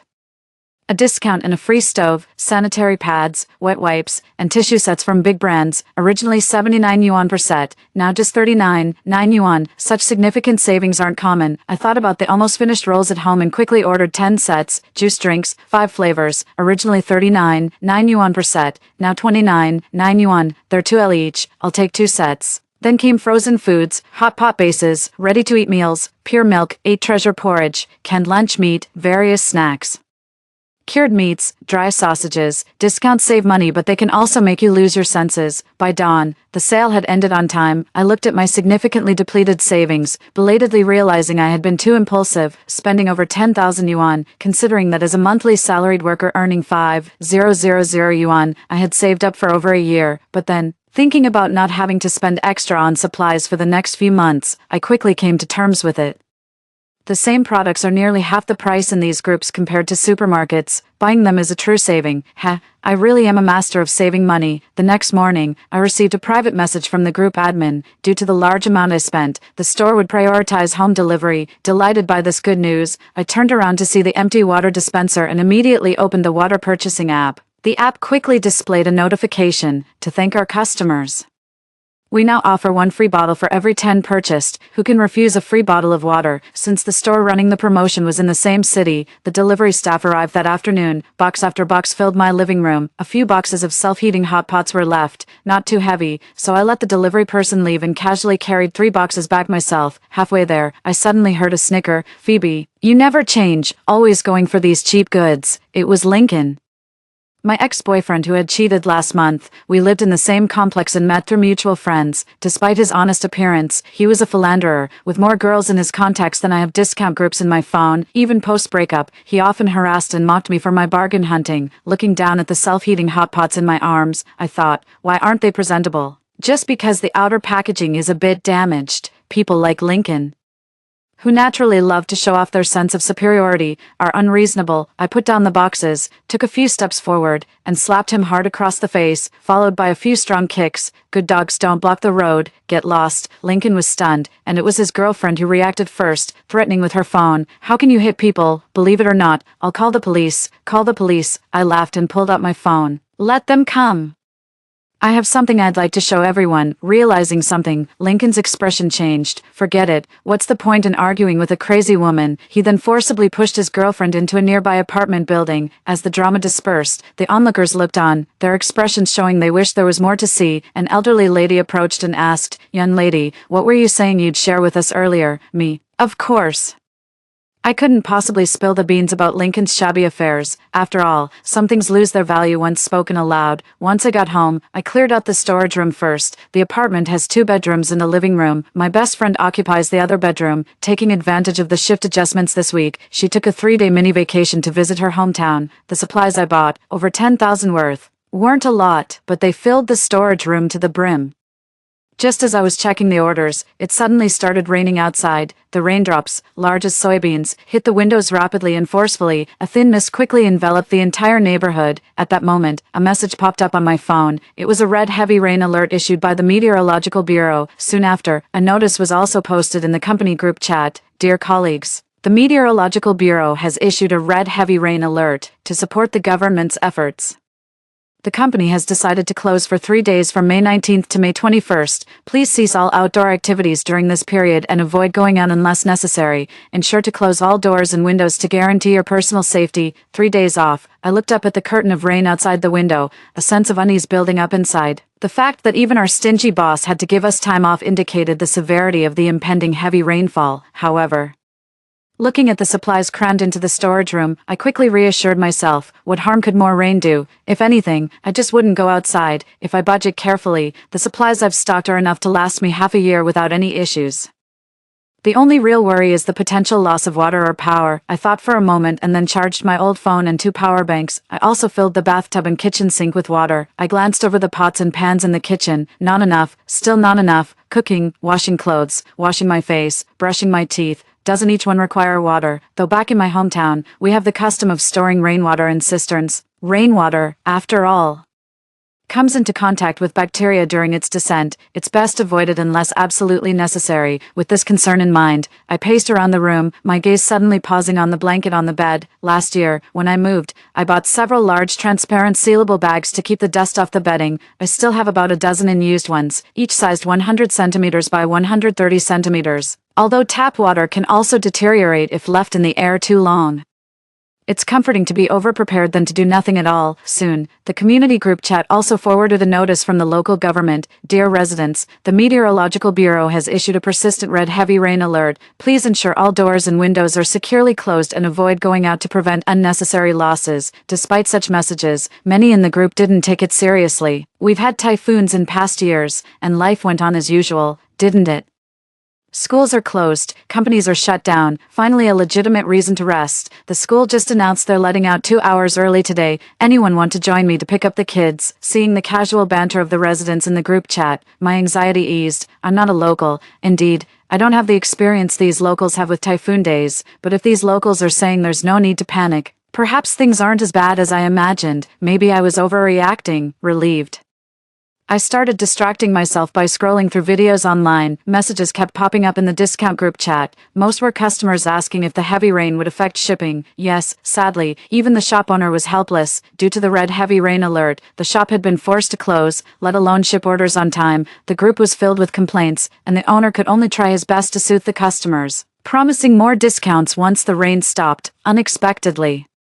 This persistent red heavy rain alert in Lawn City made the trending searches, catching the attention of my relatives far away in the Northwest. Dad, Mom, don't worry. I live in a high-rise building with dozens of floors. The rain can't reach me here. Auntie, I have plenty of food here. I won't starve. Cousin, just relax. I've taped up the windows with duct tape to make sure no rain gets in. After addressing my relatives' concerns, I finally took a deep breath. Back home in the Northwest, surrounded by high mountains and deep inland, we seldom see rainfall, let alone such severe storm warnings. I leaned against the window, watching the blurred scene outside in the neighborhood. It's just a severe storm, after all. I didn't believe it could rain continuously for 3 days, but as it turned out, I underestimated nature. A severe rainstorm did indeed last for 3 days and seemed to be getting stronger. On the first day, the water in the flower beds of our complex overflowed. By the second day, the accumulated water had seeped into the garage, causing endless complaints from the residents. On the third day, the rainwater flooded into the first floor of the buildings, and panic finally set in among the inhabitants. How is this rainstorm even happening? How many days has it been raining now? Yes, we've had heavy rains in the past, but there were always breaks. This time, it's relentless. Let's not worry about whether it stops or not. Does anyone have a moment to lend a hand? Water is getting into my house. Seeing this message, several kind-hearted residents quickly volunteered to help. This is probably the goodness inherent in human nature, helping others within one's capabilities. Holding a can of steaming 8 treasure porridge, I sighed contentedly. Electricity and gas had been cut off since the second day of the severe rainstorm. Being able to enjoy a hot meal now, all thanks to the alcohol blocks I had bought before the storm. On the 5th day of the rainstorm, the rain pelted the windows like pebbles, sending shivers down my spine. I had never seen such heavy rain in my life. It was as if an army was charging down, unstoppable. Back in my hometown, we had seen heavy rains, but they never lasted this long. A continuous 5-day downpour was unheard of. I stared out the window, watching the fierce storm and feeling the slight tremors of the window panes. Suddenly, water began seeping through the gaps sealed with tape. I quickly grabbed a rag to wipe it dry. Over these days, our community's chat group had turned into a mutual aid group. My child has a fever. Does anyone have medicine? Ibuprofen or cold sachets would do. All our groceries are gone, but we still have some instant noodles and pasta. Would anyone like to trade? My house is flooded. Can someone please offer shelter? Willing to pay. Seeing more and more messages in the group chat made my heart heavy again, especially when someone mentioned that the neighboring county was a flood discharge area. I suddenly remembered that my best friend's hometown was in that county. Hey Quinn, how are things over there? Before I could finish, I sensed a heaviness in my friend's mood. Phoebe, our area is too low-lying, tens of thousands of acres of crops, all flooded. How are you and your parents? The waters entered our home. We had to move to higher ground. Leaning by the window, I saw the message my friend had just sent me and couldn't help but tear up. 301902, that's the password to my bedroom. There's some food there, and a first aid kit. If you feel unwell, remember to take some medicine. Don't be too trusting if rescue doesn't come. Don't foolishly give everything away. Phoebe, you must take care. While I was cooking instant noodles, I went to the window to check the situation again. The cars that had barely managed to leave the underground garage were once again submerged in water. Looking out the window, only a little of the car roofs could be seen. Since the heavy rain started, the first thing I do each morning is to check in with my family. The sound of the relentless rain mixed with my mother's nagging strangely settled my mood. With the temperature dropping for several days, several residents in the building started having low-grade fevers. But with over a meter of water, no external vehicles could come in, and no vehicles could leave the complex. The exchange of supplies in the mutual aid group was increasing. People were running out of water, others were out of food, everyone was trapped at home, passively waiting for rescue. On the 10th day of the rainstorm, the water had risen to the 3rd floor. Residents on the 3rd floor cursed as they moved their belongings upstairs. The rescue team was still nowhere in sight, and the atmosphere in the building grew more tense. Today, the quarreling from downstairs continued for a long time. I listened intently but unfortunately couldn't figure out the reason. Electricity had been out for a while now, even though I still had 2 fully charged power banks. I dared not waste them since I didn't know when the power would be restored. My daily chats with my family also shortened from half an hour to just a few hurried sentences. Today, it was still my mom who answered the phone. I was feeling a bit odd. Why hasn't my dad called me recently? There was a pause on the other end of the phone before the voice continued. Your dad's in the bathroom. Should I go find him so you can talk? No need. It was only after I hung up that I felt something was off. It could be coincidence once, but could it really be that every time I call? My dad is always busy. Just as I was hesitating whether to call him directly, my phone screen suddenly lit up. Phoebe, hearing that familiar voice, my anxious heart finally settled. The sound of light rain came through from the other end of the phone. Dad, is it raining back home too? No, I'm watching TV. They are reporting on the widespread rainfall in the affected areas. Oh, I responded, completely relieved. Phoebe, didn't you buy 3 cases of instant hot pot last week? I've got nothing to eat here. Could you share a case with me? It was Lincoln, that scoundrel. I casually tapped to hang up, but Lincoln quickly sent another message to confront me. Phoebe, everyone is lacking food and drink now. How can you be so selfish? Not even willing to share a box of instant hot pot. Selfish. Lincoln's words made me laugh in anger. Give a bone to a dog and it wags its tail in gratitude. But what about him? No matter how good he is, he can't stop cheating with other women. I blocked him immediately, but I hadn't anticipated that he'd stoop so low as to spread rumors in the residents group that I had supplies. Phoebe, do you even have a conscience? With floods everywhere, it's the hardest time for everyone. Why not share your supplies to help everyone get through this tough time? We are all neighbors who see each other daily. How can you bear to watch everyone starve? Seeing these messages, a few residents who didn't usually stock up began to get ideas. Some even directly mentioned Lincoln. You just said that the girl named Phoebe in our building has a lot of supplies. That's right. Lincoln quickly replied, eager to have someone engage with him. Before the storm, I saw her bring home 3 cases of instant hot pot. The person who asked went silent. 3 cases of instant hot pot, at most 18 boxes. Half a month has passed. How many could she have left? Seeing no one responding, Lincoln continued to rant in the group. Phoebe likes to buy cheap discount goods. Maybe she's hoarded a lot of food but just isn't willing to share it with everyone. Believe me, I'm her boyfriend. I know her best. Someone who couldn't stand Lincoln using the group for his personal vendetta retorted, boyfriend, looks more like an ex-boyfriend to me. Otherwise, why would you be causing trouble for the girl? Are you hoping that people from building B go and bother her? I shuddered as I read through the group messages. The rain had only been ongoing for a dozen days, and everyone still had some supplies, so reason was still prevailing, but as time passed, supplies would inevitably dwindle. I couldn't imagine the trouble it would bring me if Lincoln spread these messages a few days later. I took a deep breath and uploaded the evidence I had collected before breaking up, a video of Lincoln cheating with multiple women, clear and uncensored. Almost the moment the video was uploaded, the group exploded. Damn. That's explosive. No wonder she broke up. Who could stand such a scumbag? Wow, what a unique hobby. Filming it all. Haha, satisfying. That's how you deal with a scumbag. Trying to frame the girl and got solidly debunked. Damn, the admin's quick. I didn't even finish watching before the video was gone. Hey, bro upstairs. I saved it quickly. PM me if you want it. I knew that once the video was out, Lincoln's reputation was ruined. But what did that have to do with me? He was unkind first. Even if he tried to stir up residents' emotions later, they would have to question his credibility. While I was pleased with myself for trapping Lincoln, I suddenly received a notification from the group admin for spreading pornographic video. You are muted for 3 hours. All right, Phoebe, you are ruthless. You just wait. After dropping those harsh words, Lincoln stopped messaging. Yet, I couldn't help but feel that he was brewing an even bigger scheme. Although I can't just ask him directly, hey, I've crossed you once, what's your plan for revenge? Unless he's a fool, he certainly wouldn't reveal his plans outright. I put down my phone and paced around the living room. I live in Building B, and Lincoln lives in Building A. With the deep water flooding the ground floor, it's unlikely we'll run into each other for now, but desperation can drive people to extreme actions. Lincoln is a man who cares deeply about his reputation.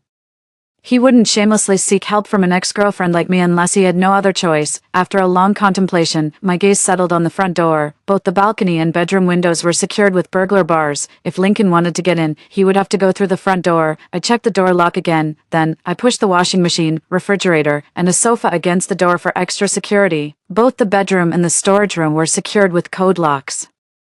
Impenetrable without the passwords, I thought to myself, if the front door is the first line of defense, then surely the bedroom is the second. Before going to bed, I removed a wooden panel from the wardrobe and positioned it strategically. The panel was set to brace against the bedroom door on one end and against the bed on the other, with the bed against the wall. This setup meant that even if someone managed to enter the living room, they couldn't open the bedroom door unless they dismantled it.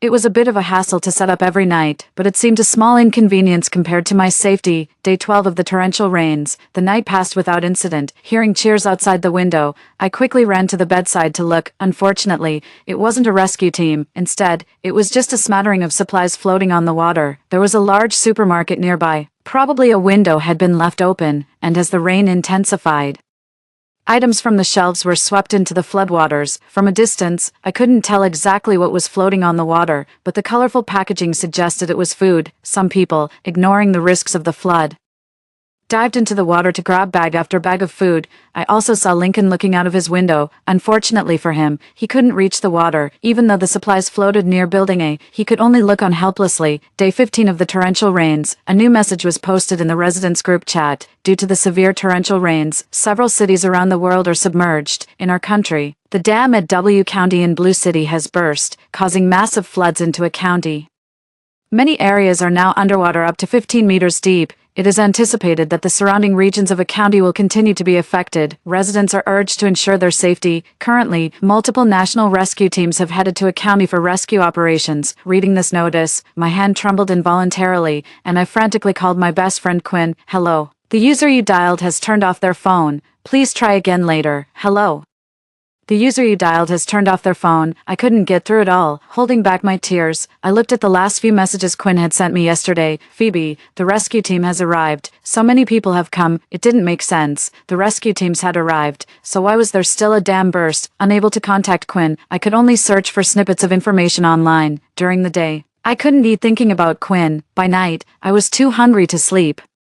With a heavy sigh, I resignedly got up from the bed. Thankfully, I had a stash of instant food, which made it easy to fill my stomach. I lit the alcohol stove and placed a small milk pot on it. After the water boiled, I added a tea egg, then 2 fish balls, and finally some instant noodles. Once the noodles softened, I turned off the heat. I still had plenty of supplies, but with the floodwaters showing no signs of receding, I dared not waste anything. I was halfway through my noodles when suddenly I heard the sound of the door lock turning. Was someone trying to pick the lock? A jolt of fear shot through me, and I instinctively wanted to run to the bedroom, but then I thought, if someone had made it into the living room, how far could they be from the bedroom? Besides, with the washing machine, refrigerator, and sofa piled up against the door, it would take considerable effort for anyone to get in. With this thought, I mustered up the courage to stop. Whoever you are outside, I want you to leave now, I shouted, or I'll call for help. There was silence for a moment before the voice responded. Phoebe, don't be afraid. It's me. It was Lincoln's voice. I quickly stepped back in shock. Lincoln, that scoundrel, was even more frightening, right? Phoebe, I mean no harm. I just want to borrow some supplies, he said. Me, a typical scoundrel, never giving up his thieving ways. Lincoln, I advise you to leave now, or I really will call for help in the group, I warned. Phoebe, I'm really desperate. For old time's sake, let me in to get some food, he pleaded. I didn't respond, but I knew Lincoln wouldn't give up until he achieved his goal, so I urgently sought help in the residents' group chat. Everyone, can someone help? This scoundrel is here to steal supplies and is now picking my lock. It was the middle of the night, and I wasn't sure how many would see this message, so I kept copying and pasting the message. Hoping the notification sound would wake some people up, I held a kitchen knife tightly, my gaze fixed on the door. By sending that video, Lincoln and I had completely fallen out. I didn't believe he would just take some supplies and leave, nor did I believe he would just let me be. Lincoln soon noticed my messages flooding the group chat. You ungrateful bitch, you really don't know when to appreciate what you're given, he cursed. Just you wait, once I get this door open, you'll see what I mean. The door was being violently shaken. Clearly, he was trying to break it down. I held the knife in one hand and kept my eyes glued to the screen, hoping someone would see my plea for help. Gradually, I despaired. Despite the noise, none of my neighbors came out to help. Maybe they just wanted to keep to themselves, or perhaps they too wanted a share of whatever could be taken. As for the thoughts of others, I had no way of knowing. All I could do was grip the knife tightly, if Lincoln dared to rob me. What's stopping him from killing me? After all, without a witness who could challenge him later, the shaking of the door grew more intense. Just when I thought a confrontation was inevitable, suddenly a new message appeared in the resident group chat. Girl, don't be afraid. I'm almost at your floor. Outside, I soon heard fighting noises. As I hesitated whether to open the door and help the Good Samaritan, a new private message popped up. Don't open the door. There have been 2 men at your apartment door acting out a scene to trick you. My heart skipped a beat, and I quickly withdrew my hand that was about to open the fridge. I suddenly remembered something I had overlooked. Lincoln couldn't possibly have swum to my apartment building on his own. Soon, the sounds of fighting in the corridor stopped. A strange male voice said, Girl, I've got him under control. Quickly find some rope to tie him up. Hearing this, I peeked through the peephole. But both men stood in the shadows, barely visible. My heart tightened, and I began to doubt the man outside. If 2 men were attacking at the same time, my door wouldn't hold for long. At this point, all I could do was desperately try to buy time. Pretending to be scared, I said, Sir, I don't have any rope. What do I do? The man, barely containing his impatience, said, Then find some strong strips of cloth. Would curtains or sheets work? Which material is stronger? Whatever you choose.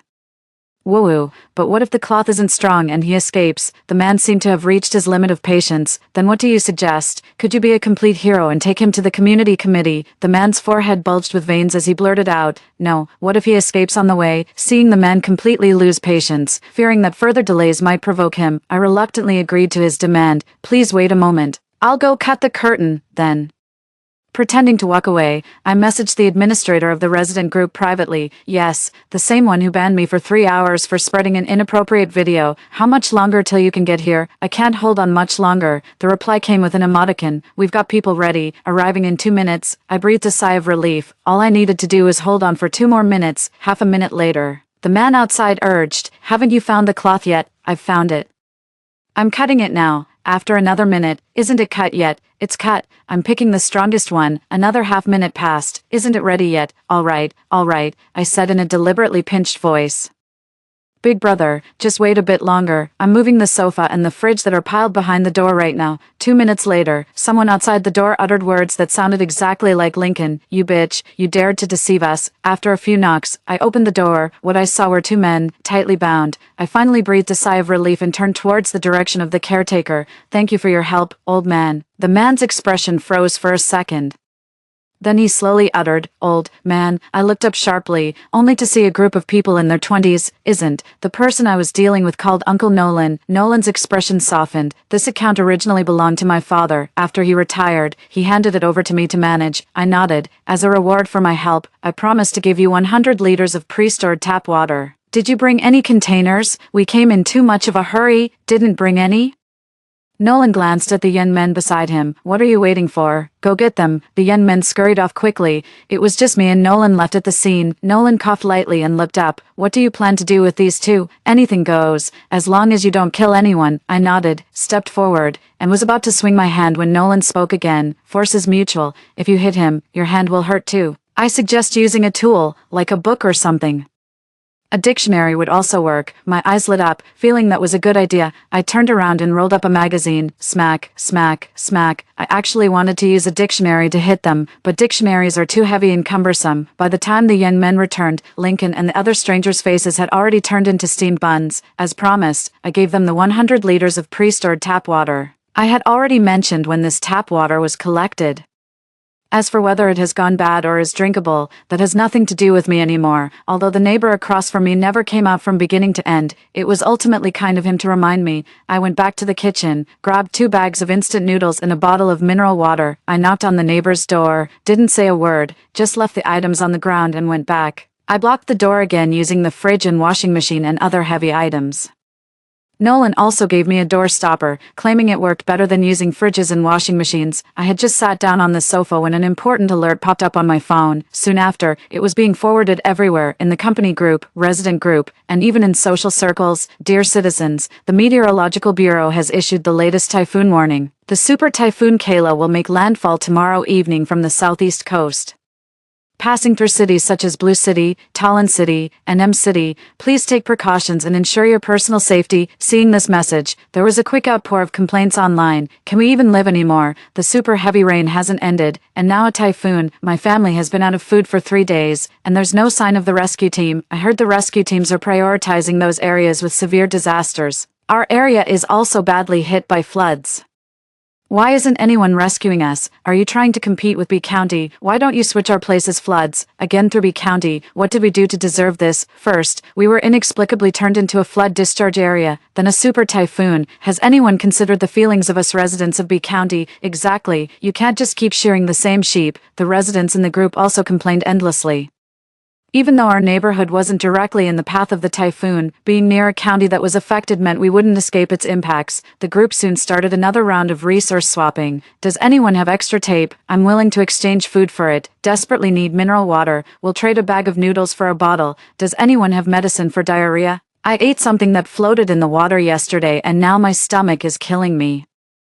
I watched these messages, feeling even more anxious. I had only ever seen natural disasters like typhoons on TV. Now it was happening right outside my door. As evening approached, I tried to call home to ease the tension, but after dialing I realized I couldn't get through. A closer look showed that the signal on my phone had completely disappeared. I had never felt such intense fear before. It took a lot of effort to fall asleep under the covers, and soon I was startled awake again by the sound of urgent rain. For the past half-month, the area had been under a red heavy rainfall warning. This time, the rain seemed to be unusually heavy, as if the sky had split open, pouring down relentlessly. The windows rattled violently, as though they were on the brink of shattering at any moment. Drip, drip. Soon, rainwater began to seep in through the window cracks. I dared not wipe it away as I had before, fearing the glass might explode and thrust me into the relentless downpour. Gradually, I began to feel overwhelmed. Unbeknownst to me, the bed had started to vibrate. I hurriedly got up and looked out the window. It was dimly light outside, yet I could hardly see anything. A few minutes later, there was a sudden rapid knocking at the door. The familiar sound brought a sense of security. Nolan appeared, drenched. Without knowing what had happened, as soon as I opened the door, he rushed to say,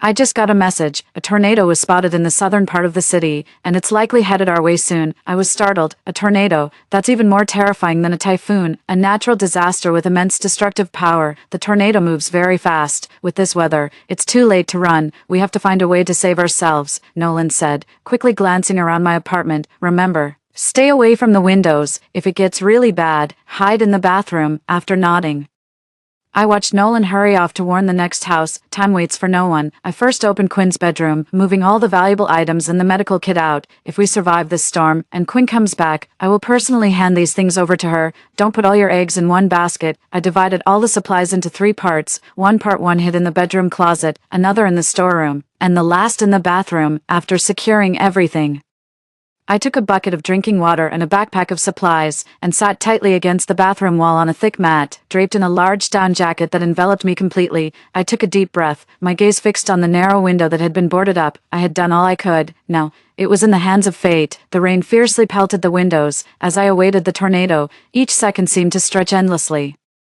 I always felt I hadn't done enough, always worried it wasn't sufficient, so I put on another down jacket. Wearing two jackets together made me look almost penguin-like, but it suited me just fine. Apart from being uncomfortably hot, these jackets provided maximum protection in case I lost my footing. Time slipped by. Suddenly, after what felt like an eternity, a scream pierced the air from outside. The tornado is here. I couldn't see outside, but the slight shaking of the building was unmistakable. The booming sounds, along with the noise of buildings cracking along its path, constantly assaulted my ears. My legs went weak, my heart pounded furiously. It was over. Was our building going to be blown away too? I had seen the devastation of tornadoes on TV, tornadoes mixed with rain, dragging vehicles, trees, even broken buildings in their path, carrying a destructive force. How long had it been? A few minutes? Or just several seconds? Next door, a crack sound followed by the shattering of glass. Then the house trembled. Something, maybe a wardrobe or a bed, was thrown against the wall with a loud bang. My heart skipped a beat, and I clung tighter to myself. Next door was my bedroom. If I hadn't listened to Nolan and had stayed there, I might have. I shuddered at the thought. The howling outside grew closer. I clenched my teeth, sweating profusely, but no matter how hot and stuffy it was, I dared not take off the down jackets. The shaking of the building intensified, suddenly. The earth shook violently. It felt like something massive had struck the building. With a thud, I was thrown against the opposite wall due to inertia. Thankfully, the double layers of down jackets absorbed much of the impact. The cries from outside continued. I wasn't sure if someone had been swept into the water. Clutching the nearby water pipe, I tried to suppress the fear rising within me. After what seemed like forever, the trembling of the building finally ceased. I listened carefully to the sounds outside. The tornado has passed, and the corridors are filled with intermittent cries of sadness, repression, helplessness, fear, and anger, all of which are now being fully released. My legs had long since gone numb from squatting, and I carefully stood up, supporting myself on a water pipe. The living room was a mess. The large bed in the bedroom had fortuitously lodged itself against the window. The wardrobe had collapsed entirely, scattering its contents across the floor, but luckily, not everything had been swept away by the wind. After checking the storeroom, I was relieved to find the supplies there were still intact. After putting all the supplies back into the storeroom, I cautiously stepped over the broken glass in the living room and walked to the window. The floodwaters carried all sorts of debris, cars, billboards, uprooted trees, broken buildings, and even bodies that had accidentally been swept into the water. Fine rain pelted my face and a faint stench permeated the air. Due to the tornado, the Cocoa River had changed its course, and the floodwaters originally headed to Bee County were now redirected here. I gasped at the sight of the floodwaters, now about 20 meters high. Even if the rain stopped now, it would be impossible to leave the residential area anytime soon unless professional rescue teams came to evacuate the affected residents. However, considering the global extent of the catastrophic rain, with over 70% of cities submerged, I doubted rescue teams could manage. The remaining cities too faced their own challenges and were hard to reach. By evening, influenced by typhoon weather, the heavy rain returned with a vengeance. With the windows gone, the living room and bedroom quickly got drenched. Fortunately, the apartment's drainage system worked well. I managed a wry smile, found some wooden planks, and boarded up all the windows. Although not as secure as proper glass, it was better than nothing. By now, the floodwaters had risen to the 9th floor, with about one floor getting submerged every 2 days. I lived on the 22nd floor, and though not immediately at risk of flooding, continued rain would inevitably lead to it. What then? Rubbing my face, I tried to clear my thoughts. Besides the rain and floods, the tornado had also caused significant damage to the neighborhood. Few people in the building probably had any food reserves left. Hunger would soon become commonplace. On the 25th day of the rain, the floodwaters had reached the 15th floor. More and more residents began to crowd the corridors, dealing with their daily needs right there. This apocalypse, led by the relentless rain, was gradually pushing human endurance to its limits. I cracked open the wooden plank covering the window a little to get a clearer view downstairs. The number of bodies floating in the water seemed to have increased. In the distance, several apartment buildings showed no signs of survivors for days. If it were just starvation, how could entire buildings of people disappear so quickly unless someone was preying on those residents? With this chilling thought, I could no longer sit still. Although this speculation was inhumane, we were, after all, in an apocalypse where human nature was the most unpredictable. In the evening, I was modifying a baseball bat, hammering shiny nails into it. I had taken a wooden stick from the sofa and shaped it into a makeshift bat after an afternoon's work, then spent another 2 hours nailing thick, long nails into one end of the bat, creating a primitive mace. I swung it, satisfied with the threatening sound it made in the air. As darkness fell, I moved the alcohol stove into the storeroom before daring to light it. Knowing that any light could expose my supplies, the rain continued.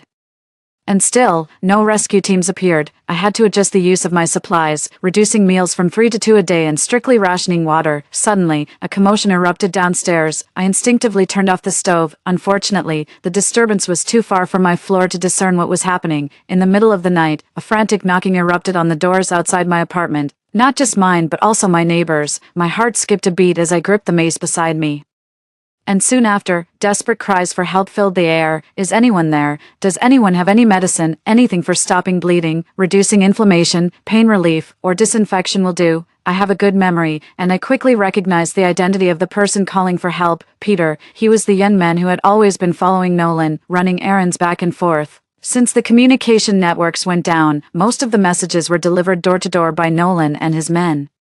Probably because they trusted Nolan, the neighbors quickly opened their doors. From their brief exchanges, I quickly understood the situation. Nolan was injured, some outsiders came looking for trouble, and although Nolan took his men to handle it, he was ambushed and severely injured. However, the neighbors only had a bottle of disinfectant alcohol. Peter grabbed the disinfectant and ran, but after running a few meters, he came back and knocked on my door. Miss Phoebe, our boss said to remind you to be careful these days. There was someone in the group causing trouble today who has bothered you before. Someone who had bothered me before. I paused. Could it be Lincoln? After all, he was the only one who had troubled me. I remember clearly. Given Lincoln's hatred for me, once he had the capability to retaliate, he would undoubtedly act without reservation, and with so many helpers, thinking of this, I shuddered. Lincoln knew where I lived. This time, he and his accomplices were stopped by Nolan and his men. But what about next time? I clenched the mace in my hand and made a quick decision. Since I could no longer rely on myself alone to escape this predicament, Nolan was undoubtedly a good ally to consider. Wait a moment.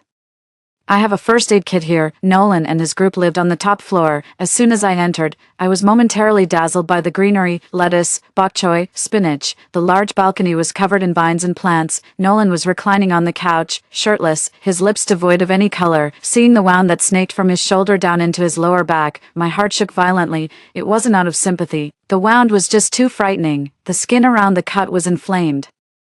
The flesh on either side turned outward, and the bone was faintly visible. My hands trembled, and I thrust the medical kit into Peter's arms. Quick, go treat his wound. Nolan barely lifted his eyelids in response, but as soon as Peter touched his back, Nolan sucked in a breath of air as if in pain. Oscar, unable to stand by, pushed Peter aside. Look at your clumsy hands. Let me do it. However, after he took over, the expression on Nolan's face grew even more pained.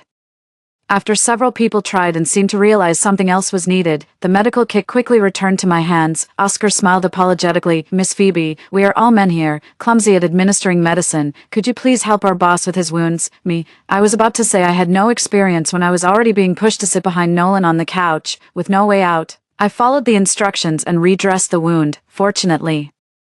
This time Nolan was more cooperative and didn't show any painful expressions. As dawn broke, I was about to discuss potential collaboration with Nolan when suddenly I heard the walkie-talkie on the coffee table crackle a few times. Then, an excited voice came through. Boss, rescue has arrived. The rescue team has entered the complex. I was overjoyed and quickly ran to the window, only to see that the window on the 16th floor was already crowded with survivors. Everyone was desperate to escape. Before the rescue boat even approached, people from the 16th floor were jumping into it like dumplings. The boat's going to capsize, a faint voice said, and I turned around to see Nolan had already put on a shirt. Sure enough, just seconds after Nolan spoke, the rescue boat capsized, throwing the rescuers and survivors into the water. A few minutes later, the walkie-talkie crackled again. Boss, it seems the rescue team is specifically asking about Miss Phoebe. He says Miss Phoebe is his daughter. Should we tell him the truth? In an instant, I thought through many possibilities, but I never imagined that my father would join a rescue team from thousands of miles away because he was worried about my safety, all to find me sooner. Dad, I looked at the man with the disheveled beard in front of me, my eyes welling up. No wonder every time I called, there was always the sound of drizzling rain on the other end. Turns out, he had left home long ago to join the rescue team alone. My father rubbed my head and pulled out a familiar pendant from his pocket. This belongs to Quinn, I said, eyes wide in disbelief as I took the pendant. Quinn is fine now. She has moved to a safe place along with other disaster-stricken residents. She specifically asked me to tell you this because she was worried about you, having family by my side. My previously frantic heart settled down in an instant. My dad also brought news from outside, according to the Meteorological Bureau. The rate of the water level rise has started to slow down. However, 90% of the world's land area has been submerged under dozens of meters of floodwater, and it will take some time for the waters to recede. In this global flood, only the high mountains located in the northwest part of the country remained unaffected. The government has established a temporary base there and has dispatched countless fishing boats to rescue and bring survivors to the base. Dad. Did you just say that a fishing boat will come to take us to the base early tomorrow morning? Yes, my dad nodded, his voice betraying his relief. When we get home, let your mom cook you something delicious. Looking at the floodwater that had reached the 16th floor, my eyes gleamed with joy. Since the day of the catastrophic rain, a force called hope had finally begun to grow in my heart. 34, that evening, seeing the storeroom filled with supplies. My dad couldn't help but give me a thumbs up. Impressive, worthy of being my daughter. I smiled and generously asked, Dad, what would you like to eat? Hot pot? Okay, definitely. Hot pot base, preserved meat, canned luncheon meat, canned ham, vermicelli, instant noodles, and the lettuce and water spinach I took from Nolan's house. The spicy aroma quickly filled the living room. So far, the rain had continued for 26 days. My dad had participated in the rescue efforts for 20 days, every day. Living on the boat, even a warm meal was a luxury, but the thought of his daughter being among the countless affected people kept him from resting. Fortunately, everything had a good ending. That night, Nolan gathered all the residents of the building from the 20th to the 23rd floor. In his words, Lincoln and his group had killed many residents of the community, and even if they were taken back to the base, their fate would not be good. The fishing boat will arrive early tomorrow. Tonight was their last chance to erase all evidence. If all the residents of our building disappeared, no one would know of their misdeeds. Thinking of the possible battle tonight, I made a makeshift mace and each of us carried one. Seeing our equipment, other residents quickly followed suit. Baseball bats, golf clubs, machetes, hoes, sickles, wooden pickaxes. Every person was armed with a weapon. Lincoln and his group might have slaughtered several buildings of people. But now that others knew to band together and resist, how much chance did they stand? As time ticked by, someone couldn't help but yawn. I glanced at my phone. It was past 1 in the morning. It was the time when the human body is most tired. If Lincoln and his group appeared now, catching us off guard would be dangerous. I took out 2 boxes of instant noodles. Nolan had someone cook them on the spot. Dozens of noodle cakes were boiled, and soon the hallway was filled with their aroma. Everyone had been hungry for several days, and with such a stimulus, who could still sleep? After eating and drinking, everyone's spirits were much lifted. Nolan personally led people to guard the stairwell. Several buckets of a secret weapon were placed at his feet. Next to them, several large pots were bubbling with steam. 36, around 2 in the morning. Finally, there was some noise from downstairs. Nolan waved his hand, and the residents in charge of boiling water quickly extinguished the fire. A dozen people lined up, each holding a pot of just boiled water. In the darkness, Nolan's eyes intently watched the lower floors. Seconds turned into minutes, and the footsteps grew closer. Just as the attackers were about to reach the 20th floor, Nolan shouted, "Now," at his command. Everyone immediately threw their buckets downward. Bang, bang, bang. Piercing screams soon came from below. The scalding hot water, at nearly 90 degrees Celsius, was unbearable for humans. The painful cries from below lasted for several minutes. But would the attackers give up so easily? Apparently not. Half an hour later, those people appeared again at the stairway corner. This time, however, they had wooden boards with them. Using the boards as shields, they steadily advanced forward. Nolan had anticipated this and waved his hand, prompting several young people to throw down a refrigerator straight down the stairs. Flower pots, ovens, water heaters, washing machines, microwaves, anything throwable was used without hesitation. A mere wooden board might stop hot water, but when faced with heavy objects like fridges and washing machines, it instead became an obstacle to their escape. The screams from below grew even more harrowing. Nolan spoke calmly, "Prepare for the final strike."